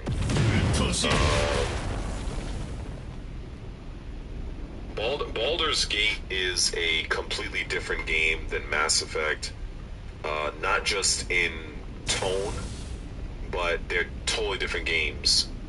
Mass Effect is an adventure with RPG elements. It's set in outer space in the future, and Baldur's Gate is a CRPG. Combat is not in real time. You have a set amount of action points per character, and once all of your characters are done doing their thing, then it's the other. That's when the enemies do their thing, and it goes back and forth. So those are what you call CRPGs. One of the more famous and more popular ones is called XCOM. XCOM is a very good CRPG, but it did have some bugs and glitches. But overall, a lot of people look on that as a very strong title. And then you have games like Divinity Original Sin. That's a CRPG. You have a game called Wasteland 3, or Wasteland in general. Those are good CRPGs as well.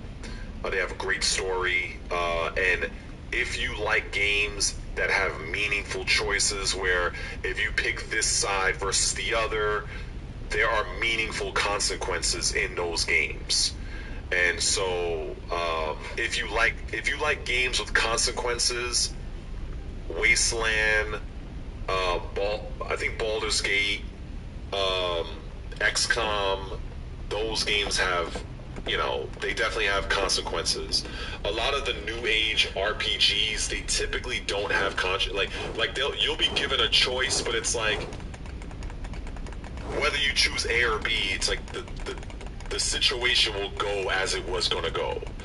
So, and I think that's an argument that an issue that people have with some of the more latest Bethesda games, where it's like back in the day, like early on, Bethesda games used to have choices that you would have to make as the gamer that would have either very immediate or future consequences that will take hold later on in the story.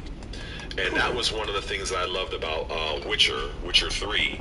And that's what and that's one of the reasons why that game is held in such a high regard, because many of those quests, even the side quests, had actual consequences. And some of them were small, some of them were major, some of them were more immediate, and others were more like, you know, happened later on in the game. And then once you get to, like, you might have forgotten what you had done, and then you might come across a new quest that will remind you of a choice you made in a quest you did maybe 10 or 20 hours before, and you're like, what the fuck? And you know, and so unfortunately, and this goes back to the question I think Justin had, or one of you guys, I forgot, well, if it was Justin, I'm not too sure, where you said, well, why are they making games easier? That's another thing they did with modern gaming, is that they're removing a lot of the consequences and this has nothing to do with fighting games. This is more of like a single player affair.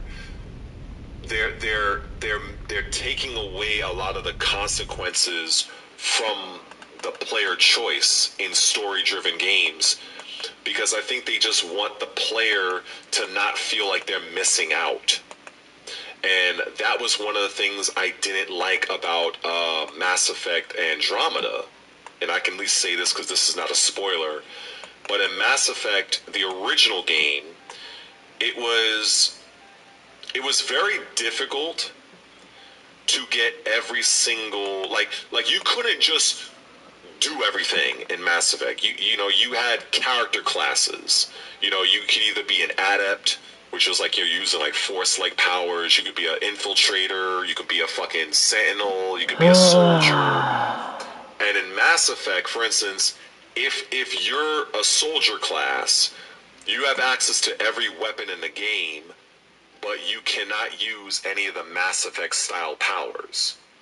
If you choose to be an adept in Mass Effect, you can only really use handguns, but you have total control of like the force-like powers. But in Mass Effect Andromeda, they made it to where you can pretty much do everything. And I wasn't really a fan of that, because for me, it kind of like, I'm not a fan of that. I like to have consequences. I like to be forced to, I'm going to make these choices, and this is where it's going to be. Now, in a game like, say, Diablo, which is more of an action RPG where the story is more linear, I like that you're able to respec your character because maybe you want to try something different. I do like that.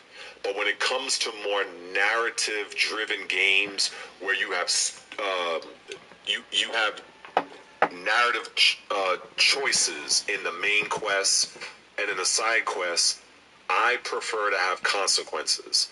I don't like to be like, for instance, if I'm working with one particular faction and one of the missions has me doing something like for instance, that was one of the criticisms of Starfield, where in Starfield you can pretty much work with any of the factions.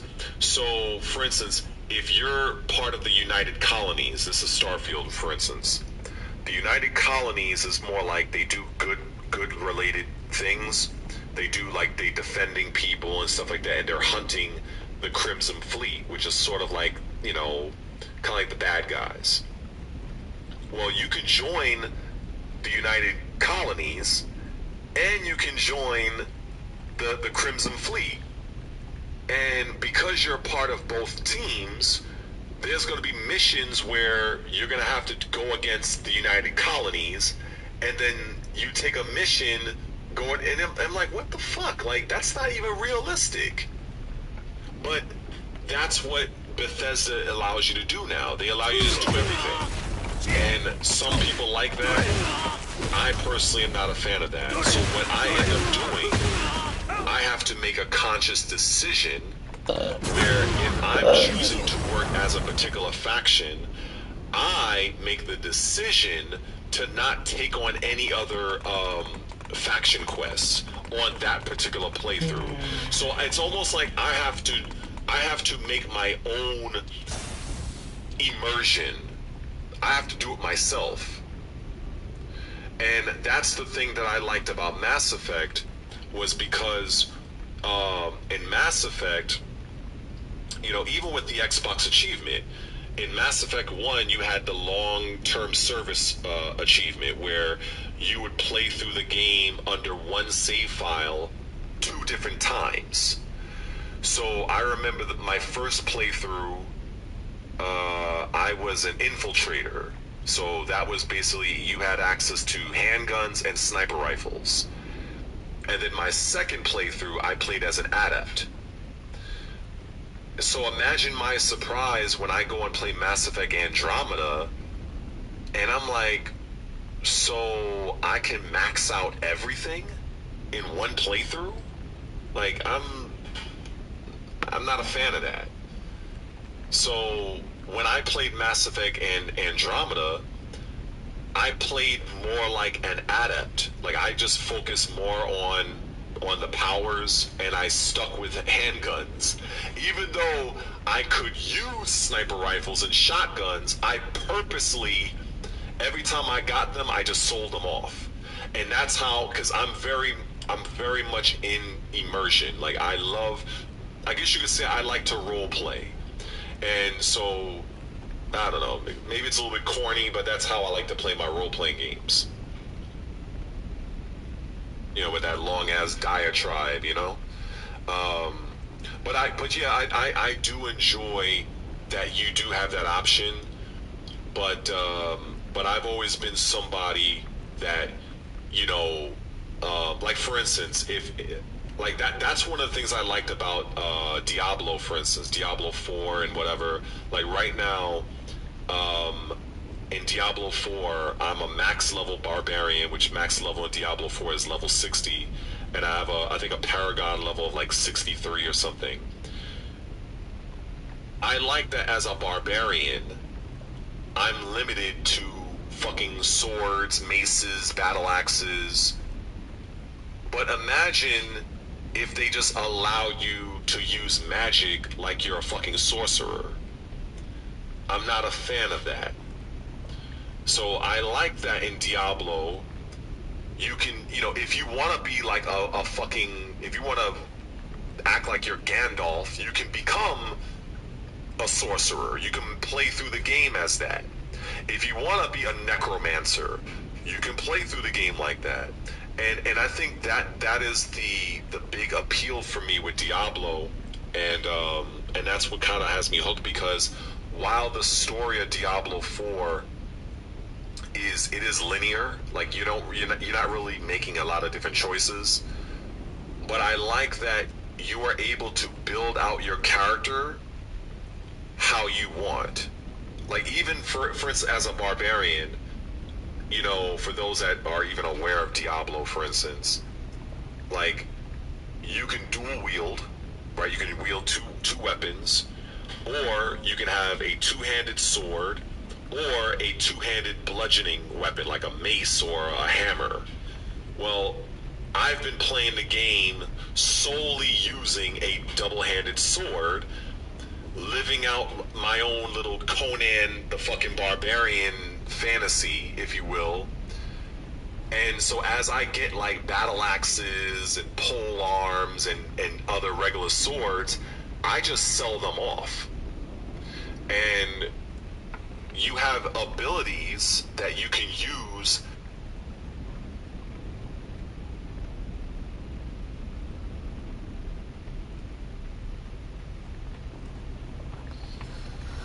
choose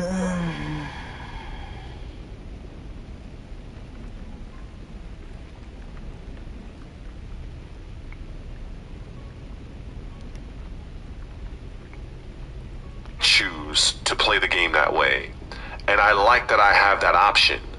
Same thing like if you're like a sorcerer, if you're playing a sorcerer in Diablo, if you want to focus 100% on lightning, and you want to live out your little Star Wars Emperor Palpatine fantasy, you can do that. If you want to act like you're fucking Gandalf or something or whatever, you can do that, and I love that you can do that. Same thing if you're using a rogue. If you're using a rogue, you can do the bow and arrow thing, right?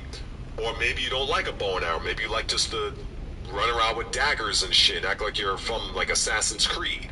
You can do that too. So that's the main reason why I've fallen in love with Diablo. And yes, I know that you have Path of Exile and other games, but I've connected more with Diablo because one, I bought the game at launch, and I love the story. I love the demons and the angels and the eternal conflict. I think it has a fucking phenomenal story. I think the lore of Diablo is amazing. I know some people that are in that community, they'll bitch and complain from, maybe they don't like this in one season, maybe they didn't like season 6, maybe they didn't like season 8. You're gonna have that. But for me, I've been enjoying the game, and I love the player choice, and I think it's something that if you're not really into like Diablo type games, I think it's worth trying out, because you can literally live out like kind of like that little fantasy where shit, if you want to just smite a bunch of demons just using fucking hellfire, you can do that. If you want to freeze everybody, you can do that too. So I like that ability to do that, So, but yeah, RPG, I love role playing in that sense, But I understand, I understand that some people, they may want that choice, where they want to have and unlock everything in one playthrough. I get it. But for me personally, you're not gonna see me do that. I'll if I started the game one way,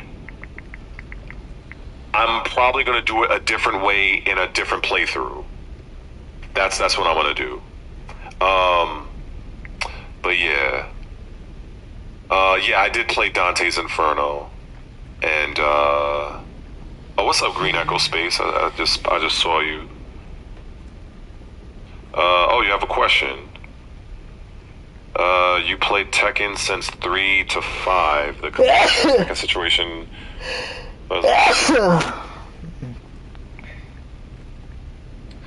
So when it comes to Virtua Fighter, good question. So, when it comes to deciding what to do if you are a Tekken player and you've never really played any other fighting game, it's like almost the same thing. Like if you're, for instance, if you've been a Final Fantasy player, like say like an RPG, if all you've ever done was play Final Fantasy, there are other games in the genre like Dragon Quest and other RPGs that you can play, but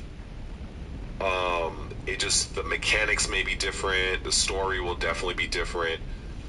So I would say Virtua Fighter is worth. I'd say Virtua Fighter is worth it, especially given the fact that the current game right now is only $20 fucking dollars. It's only $20. It's a game that is. It would be much easier. Man, if I was in my room right now, I could probably put Virtua Fighter on, but Virtua Fighter, it's a completely different way of playing. Virtua Fighter is like, how can I put this? So okay, a lot of moves in Virtua Fighter tend to be safe. Like, there are moves in Virtua Fighter where I would do them, and I'm like, how in the fuck am I not punishable? Now, they do have punishable moves in Virtua Fighter, but a lot of them that you would think, like, for instance, like, I've been using Lion for a while, right? So if I were to use Lion, so forward punch with forward one with Lion, he literally lunges across the screen with a punch. I would figure something like that would be unsafe, or at the very least, he wouldn't be able to do an action after that, but he is. So a lot of times, what I see with Virtua Fighter, people, they will throw a move out. You will block it, and then what comes next is where the game really opens up, because in Virtua Fighter, sidesteps work very well, and that's why if I had the game on right now, I can show it back. I can show it better. I can tell it. I would just say Virtua Fighter 5 Revo. It's only $20. I would highly suggest you try it out. It's not gonna kill the bank. It's well worth it. The story of Virtua Fighter is not as great as Tekken, but in terms of the characters and what they're able to do, I feel like they're better fleshed out than Tekken characters. Tekken characters have a lot of moves, but I like how I like that there just isn't a lot of bullshit in Virtua Fighter, like when compared to Tekken 8. You know, I think the only thing that is annoying with Virtua Fighter, if you can call it that, is like you might get wrung out. There are stages that don't have no barriers, and there are characters that are very good at doing that. But of course, when you're just starting out, you're just learning the game. Virtua Fighter is one of my favorite franchises, but I think it's worth trying. In my opinion, I think it's worth trying 100%. I mean, there's a lot that I can say about it, but it's because I literally wasn't thinking about talking about Virtua Fighter right now, but trying to answer your question with me not having Virtua Fighter on to demonstrate right now, it's a little bit tough for me right now. But the fact that it's only $20, I think it's worth a try. But I will say that I feel it's more advanced than Tekken, and I feel like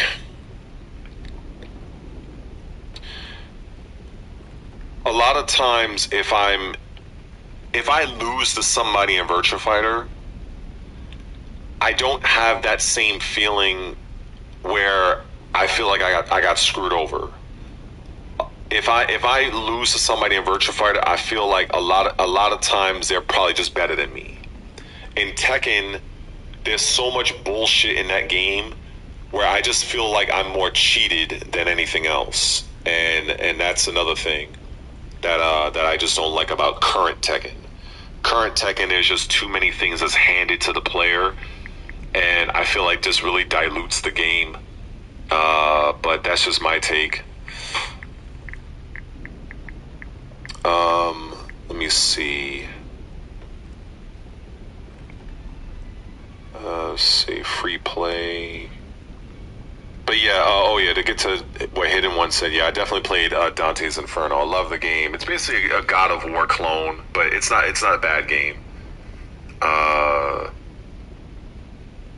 Let me see. Justin, you think linear story can do well? Wait, and multi-choice story, but linear story you can't undo stuff and sometimes. I think sometimes I think it just really depends. I think both can be done well, both can suck. I think it also depends on the developer. Some developers, they're just good at telling, like for instance Diablo, I feel that in Diablo, they tell a solid, linear, from beginning to end story. There's not a lot of choices, deviation from the path that you're on for the main story. Whereas like a game like Witcher, there is, a game like Wasteland, there is choices. A game like XCOM, there's different decisions.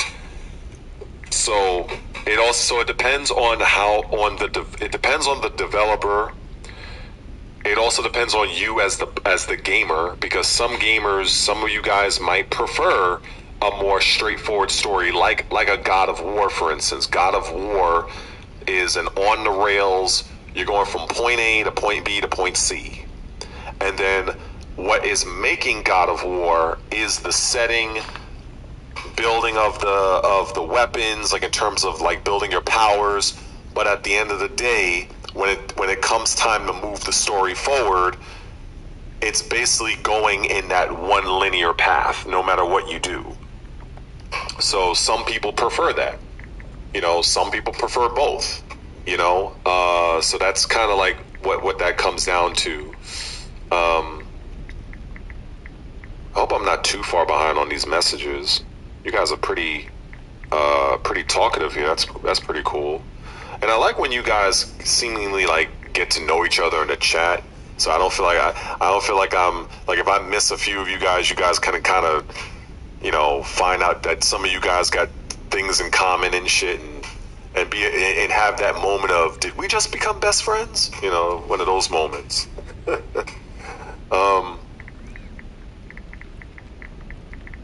me see. Yeah, Dead or Alive is, like I mentioned to the other gentleman, I said that Virtua Fighter is well worth it because it's $20. Unfortunately, with the upcoming Dead or Alive game, which I've made I think about 4 or 5 videos on right now, to me it's basically a fucking cash grab, and I've said that many times. Because for $40 for you to buy the upcoming Dead or Alive last round, it's basically you playing the 2019 game, and whatever little additives they're going to add to the game, with them not even having rollback netcode or crossplay. Why am I spending $40 for this? And this is where I draw the comparisons between Virtua Fighter 5 Revo, that does have rollback netcode, that does have crossplay, that does have a better value proposition, all for $20 fucking dollars, whereas Dead or Alive, what I call 6.1, is basically a 2019 game that Team Ninja just completely abandoned 1 year after it fucking released. And that's why I bring it back to I think it was Justin, the Guilty Gear guy, where I said, like, regardless of the issues of Guilty Gear, you got to give the Guilty Gear developers credit that they at least stuck with their game. Whereas Team Ninja, they basically just said fuck the Dead or Alive community, and I think that I think that's really fucked up. And to see them coming out with a game that they abandoned, and they have the nerve to charge $40 fucking dollars for it, like that's something that really burns me up, because I may not play your game. And I mean, like, you're like outside of like, I'm not an avid player of Guilty Gear. I'm not. Well, I do play Dead or Alive here and there, but I do want to see communities taken care of, because I guess it's just that I don't know how I could describe it. It's like, just because it doesn't affect me, it doesn't mean that I don't want to see other people that do enjoy it. I want to see those people taken care of, because those same people, they invest their time, they invest their fucking money, they bought the DLC, they're playing the game, they're streaming the game, and I just think it really is fucked up that the Dead or Alive team, they literally just said, "We out, bitches, deuces," after 1 year of DOA 6. And here they come back 6 years later, basically copy and pasting the same fucking game and calling it last round and charging $40 for it. Like, I just think that's fucked up. And even the last video I talked about it, and where I was kind of calling on the DOA community, but of course, because I'm a tiny creator, nobody really gave a fuck about the video. But I still felt like making it because I feel like the Dead or Alive community, I feel like they deserve better. But the problem is if they feel they deserve better. And again, to go back to the whole Guilty Gear situation, this is why, despite whatever issues that franchise may have, I can at least respect those developers for still, after 5 years, they may not get it right, but at least they try. And that's more than I can say about what the Team Ninja did with Dead or Alive. And but it's hard for people to understand that. And I try not to be condescending. I try not to be an asshole about it. But again, if you are the type of person, for instance, if all you do is play Guilty Gear, which there are people out there that's like that, they may be unaware of what has happened on the Dead or Alive front, and so they don't recognize that developers can and have said, fuck y'all, we out. And that's why I try to shed some light on that. You know what I'm saying? Because I'm sure Guilty Gear has its issues, just like every other game has their issues, you know what I'm saying? But it's how the developers choose to deal with them. You know what I'm saying? And I just feel like different developers, they have a different connection to their community and some don't have any connection. Some like, for instance, Tekken, I feel that Tekken devs just do what the fuck they want. They don't give two fucks about what the Tekken community has to say, because the Tekken community has been saying they don't like the direction from season 2. And now here we go with season 3, and you make it into a fucking shit show. Sure, they've made a few adjustments, sure. But overall, this is not the direction that the Tekken community wanted. And it becomes like a slap in the face. It's like, you're really just ignoring what we are collectively saying. And that's how the Tekken community is right now. Of course, yes, there are going to be always people that's going to be enjoying the product as it is. That's everywhere. Like, you got some people that love Mortal Kombat 1. And then you got people in the community that hate Mortal Kombat 1. You got people that love Guilty Gear Strive. And you got some people that say Guilty Gear Strive is broken. Like, you're gonna have that. You're gonna always have that divide. But it just, I don't know, man. It's like an ongoing war. And it just feels like no matter what I say about it, it feels like I'm just wasting my carbon dioxide. It's like, maybe if I was like a Maximilian dude or some big ass fucking channel, it might have some kind of like wide sweeping, but I'm a very low level channel, so even though what I'm saying is correct, because I know what the fuck I'm talking about, but it's not gonna go anywhere. Like, you got people in the Tekken community like me, arguably the best Tekken player, period, and even he's finally coming to the realization that Tekken 8 just can't be fixed.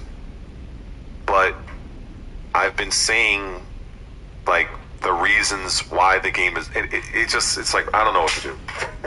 That's why I'm like, I just throw my hands up. I'm like, bro, I don't know. And then you got the people that literally talk shit about the game, but if you go on their channel, they're literally making a fucking video about it every fucking day. They're streaming the game every day, but yet still they're fucking posting pictures of them getting a new rank online. And I'm like, I thought you hate the game, so why are you fucking playing the game? If you hate the game, then stop playing it. Like, I guess that just comes down to integrity. And I guess some people have it, some people don't. And that's what it is, you know? But it is what it is, you know? But yeah, let me see. Loyalty. Yeah, some people are incredibly loyal. Dio. I've played. Like, so to be.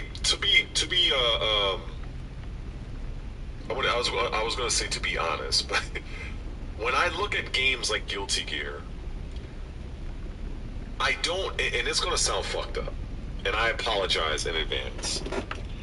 I've always looked at games like Guilty Gear and many other style of games like them, like Blaze Blue and those other games. I never really looked at them as serious fighting games. I'm sorry, but whenever I looked at Street Fighter, Tekken, Mortal Kombat, and Virtua Fighter, if I haven't said that one. I look at those four. I've always considered those to be the four real main games.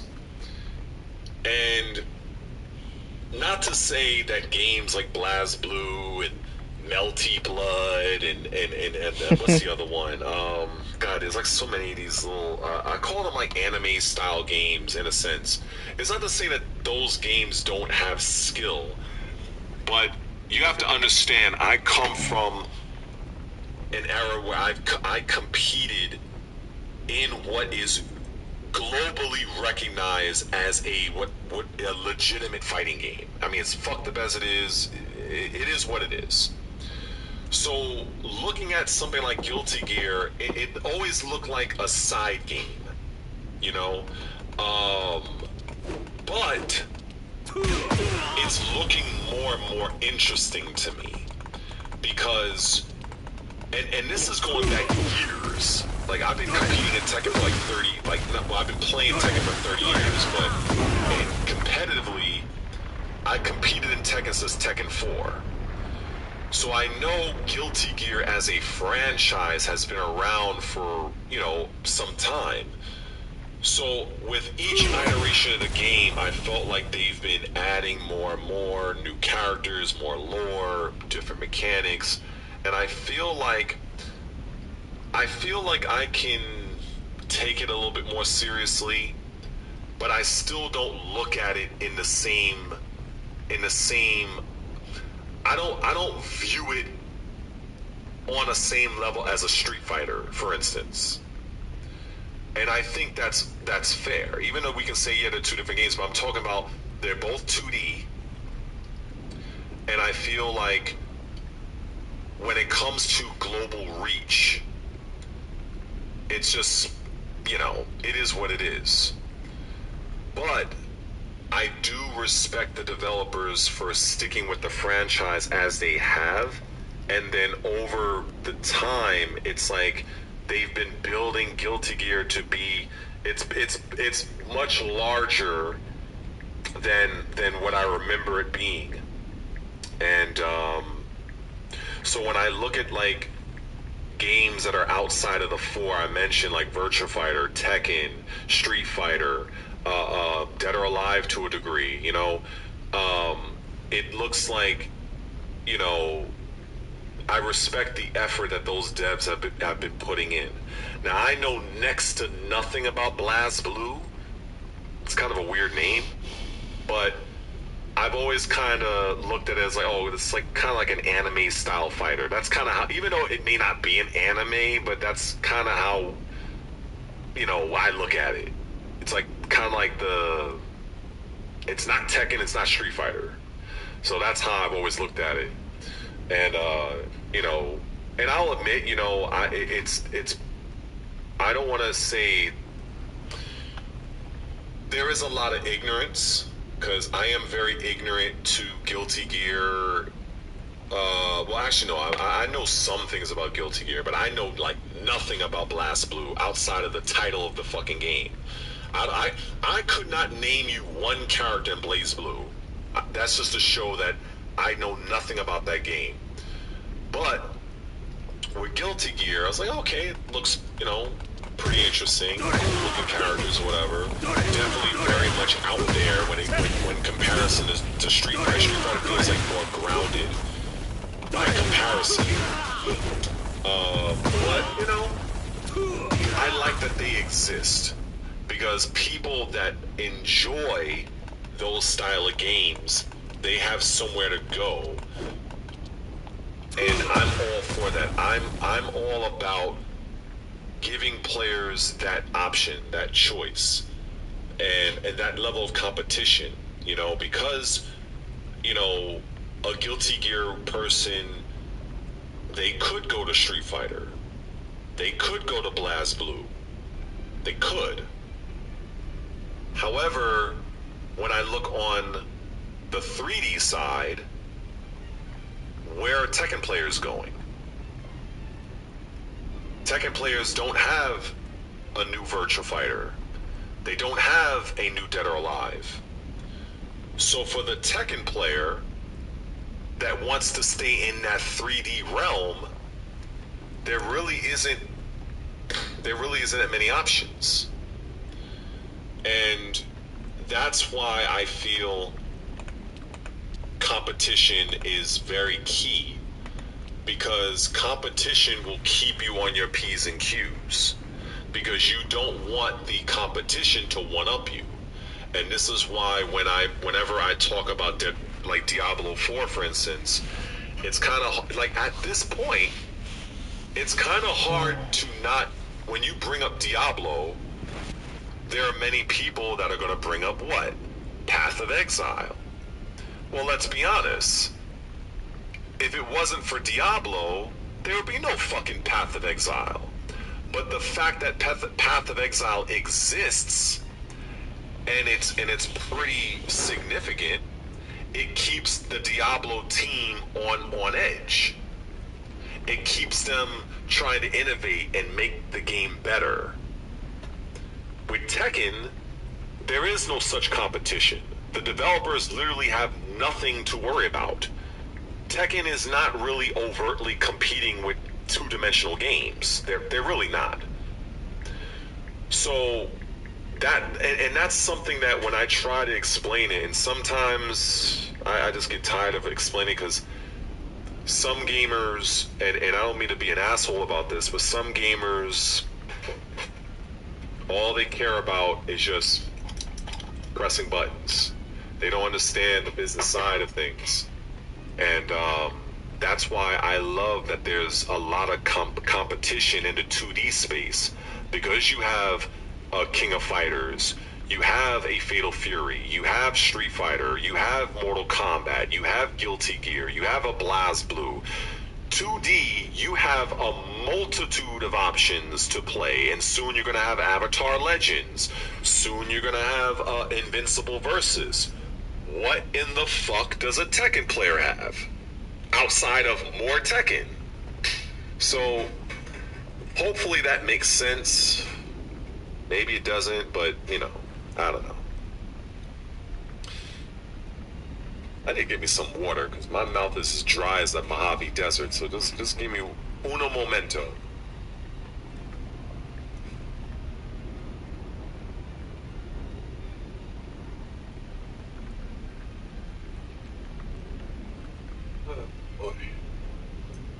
Sit my ass down here.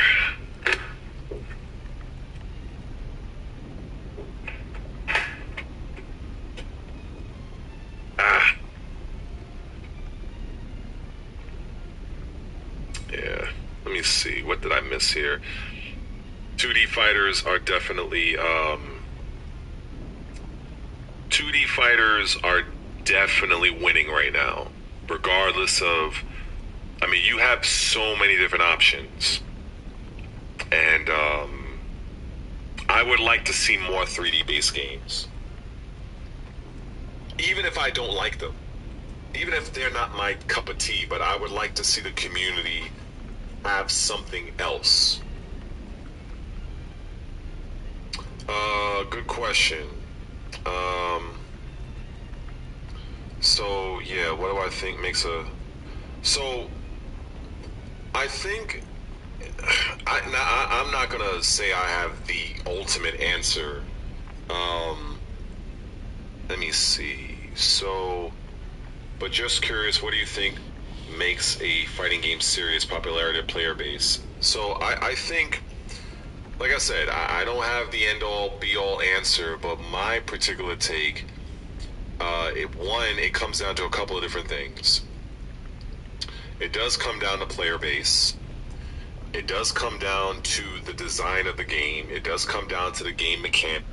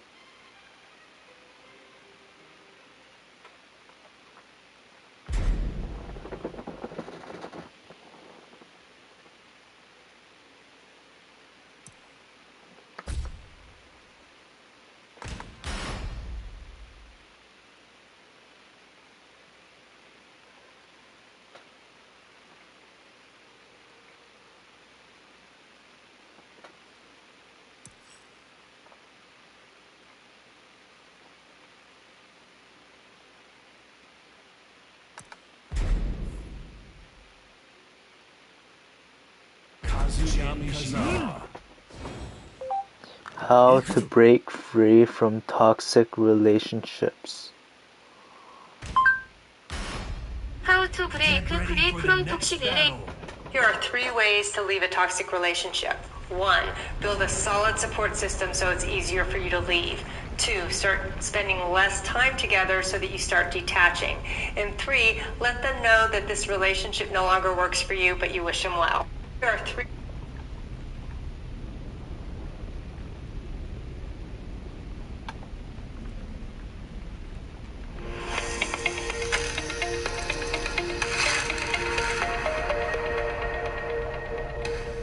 Have you ever been in an unhealthy, toxic relationship?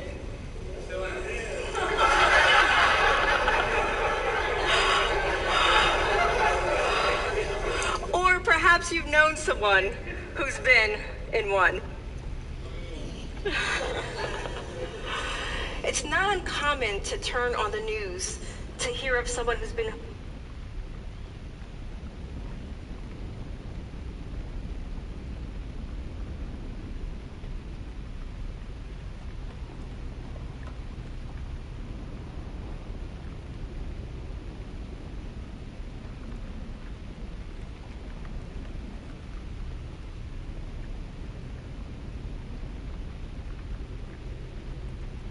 one of the main reasons that we don't detach from people is, so one of the most common things that I've been seeing with all the social media stuff and all the questions and conversations that I've had with people is that people are struggling to detach from other people. Like, I know we have all these avoidant attachments or different attachment styles, and it's difficult to be able to mix and match with certain people and find what's going to flow and work for everyone. But one thing that a lot of people have become attached to, one thing that's become really difficult is detaching from people. And I can speak from personal experience. I know that's a difficult thing to do, right? You you do this for a couple of reasons, but one of the main reasons that we don't detach from people is because we think that if we do more of something, that they're going to finally value us. And we create this image of this person in our brain that we think that this is who this person is. And we think that if I'm able to push in or do more or connect more, that they're going to eventually sit here and say, okay, yes, you're right, you're the one. And it's a twofold thing. One, because one is that thought, that disillusion of what could be, the thought of me being able to finally make this thing that I sold my brain and my body into, that I convinced myself to do would work. And the other thing is pride. Believe it or not, the pride of us thinking that we could do this, that this person should see the value in us, that they should know that we're this good, that they should want to date us, that they should want to be in our lives, that they should want to hire us. We think our pride gets in the way of our reality. We think that we have to make this happen because we're committed to this happening. Now, I want to be clear. You should commit to things, right? You should push, you should try, you should make the effort. But at the end of the day, certain things are going to show you what they want. They're going to show you where you stand. They're going to show you what's worth it and what's not worth it. And your pride gets in the way of you actually doing what's going to be best for you, because you still think that you need to win. The truth is that you're going to win by walking away. You're going to win by not being involved in this thing. You're going to win by making it clear that your worth is much more. But unfortunately for some of us, we let that become a factor. We think that I need to now press harder so that they can finally see what I'm worth. And then in our pride, we think that that's the only way we're going to win. So twofold for that first one. It's just disillusion, right? That you think that you're going to convince them. You think that they just need to see more of what they already don't value. You think that if you do more of this, that you show up more, that you act more, that they're going to eventually value you. Or you think that your pride. You think that I need to win, that I've already made this commitment, that I've already done these things, and they need to finally see what I'm worth. The truth is that all you're doing is hurting yourself. The reason we can't detach is because we continue to go back to a place that we're supposed to heal from. You're supposed to walk away from those things. I'm not saying it's easy. I'm not saying that you're going to just walk away and everything is going to be perfectly fine and you're going to be perfectly healed and perfectly happy. But I am saying that it's harder to heal from a wound that you keep opening. It's harder to let this thing in air and be what it needs to be if you keep resurfacing back to a place that you no longer need to be in. And this happens even when we grow out of relationships. When we're trying to heal from a relationship, our attachment to it is still back in that place. So what happens is that I don't allow myself in something that's good because of the memory of something that was bad. Our nervous system is not triggered, it's adaptive, right? So it's learned certain things that you did before, and it thinks, okay, well, this is where I need to be, and if this person feels too good, or they make me feel calm or at peace, then I remember something from a person that I wanted that from. So you run away from it, and you end up making it so much harder for yourself.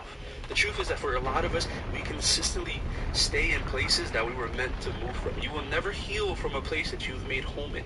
And if you think that this is all you are and all you will ever be, you're never going to detach from that person.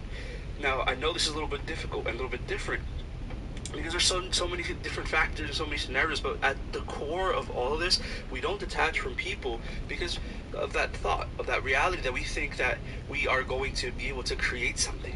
Another reason we don't detach is because we think that we can keep a relationship with this person, and this one's going to hurt to hear.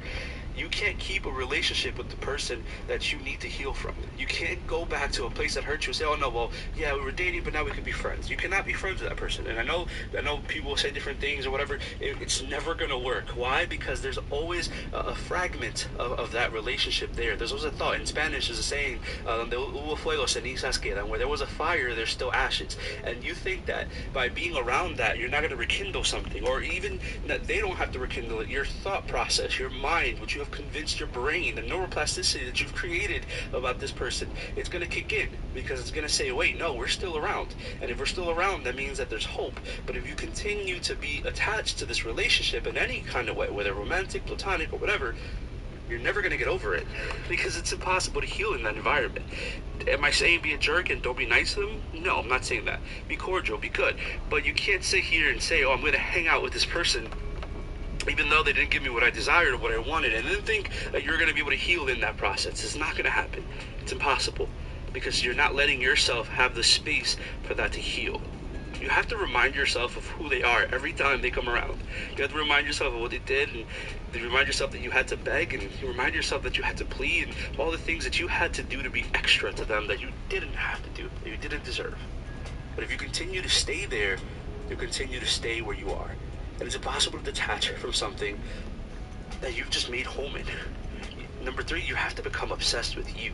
And this is a hard one for a lot of us. It's a hard one for me, right? I'm trying to do better in my life. I'm trying to get into new habits and new practices and new things. And it does take a moment of creating a process and of practice and of living and all these things. But the reality is that if you don't love you, you'll continue to run to people that you think would have love for you. You'll continue to run to the person that made you feel some type of way because they had some type of control over you. And it's not an ego thing, right? It's not that you sit here and live in vanity.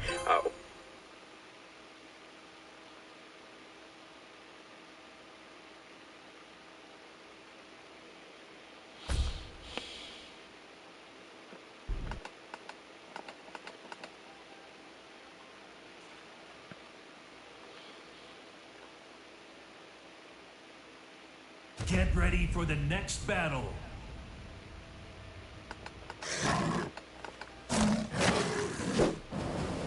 Round 1. Fight.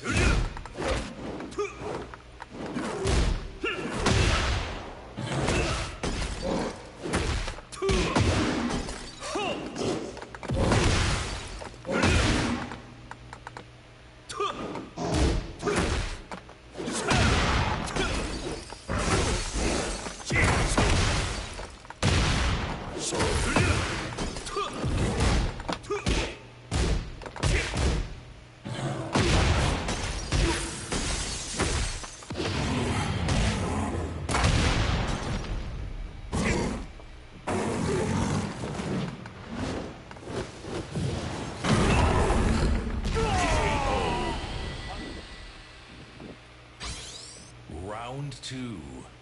Fight.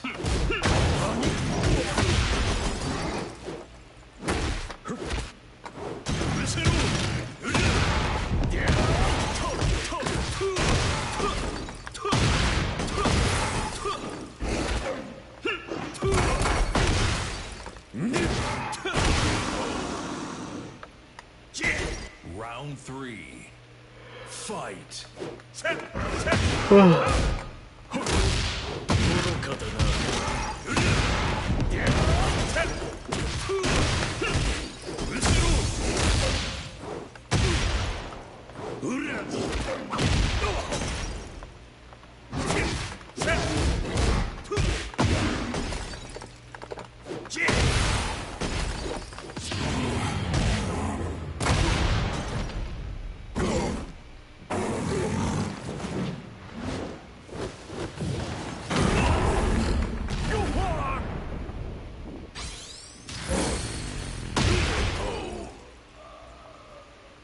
Round 4.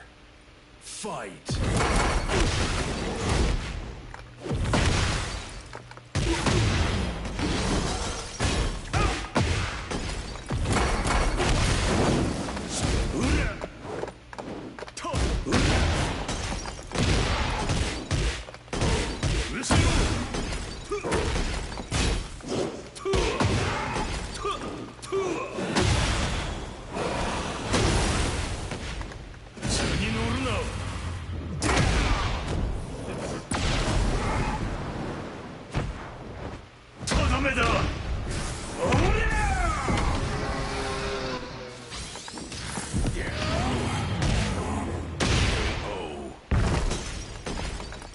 Final round.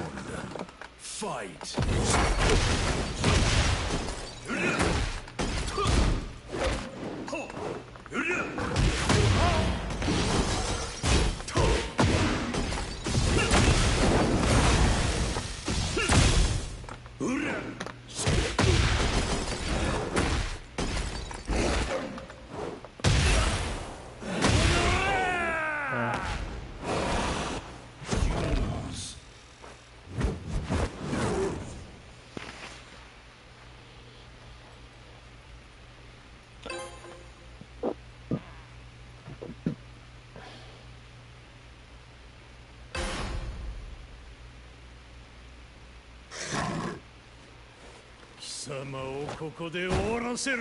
Round 1.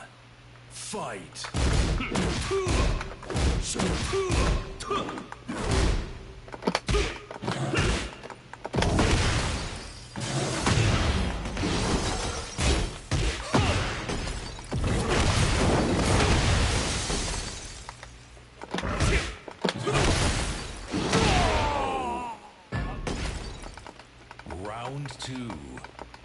Fight.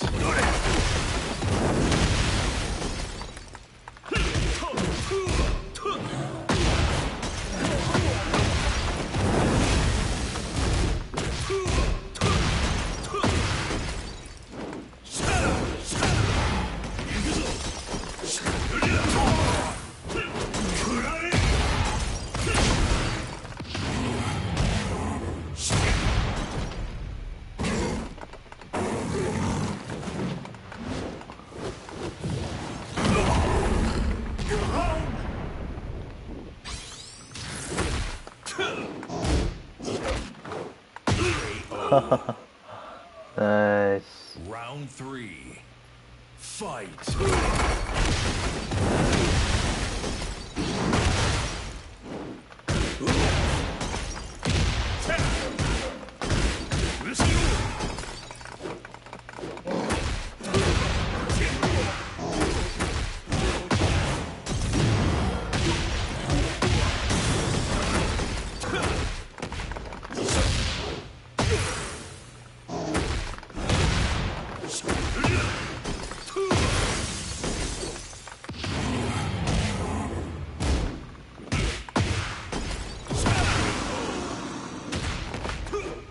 Round 4. Fight.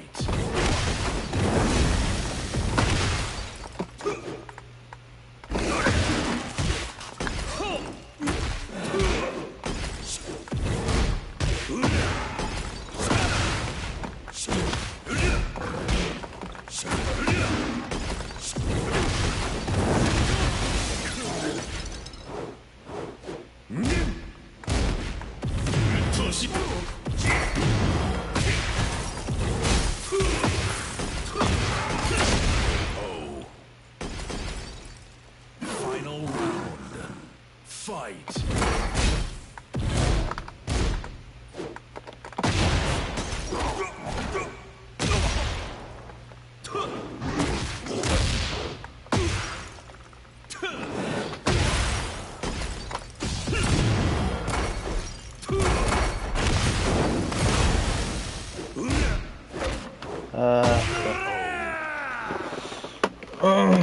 Lose.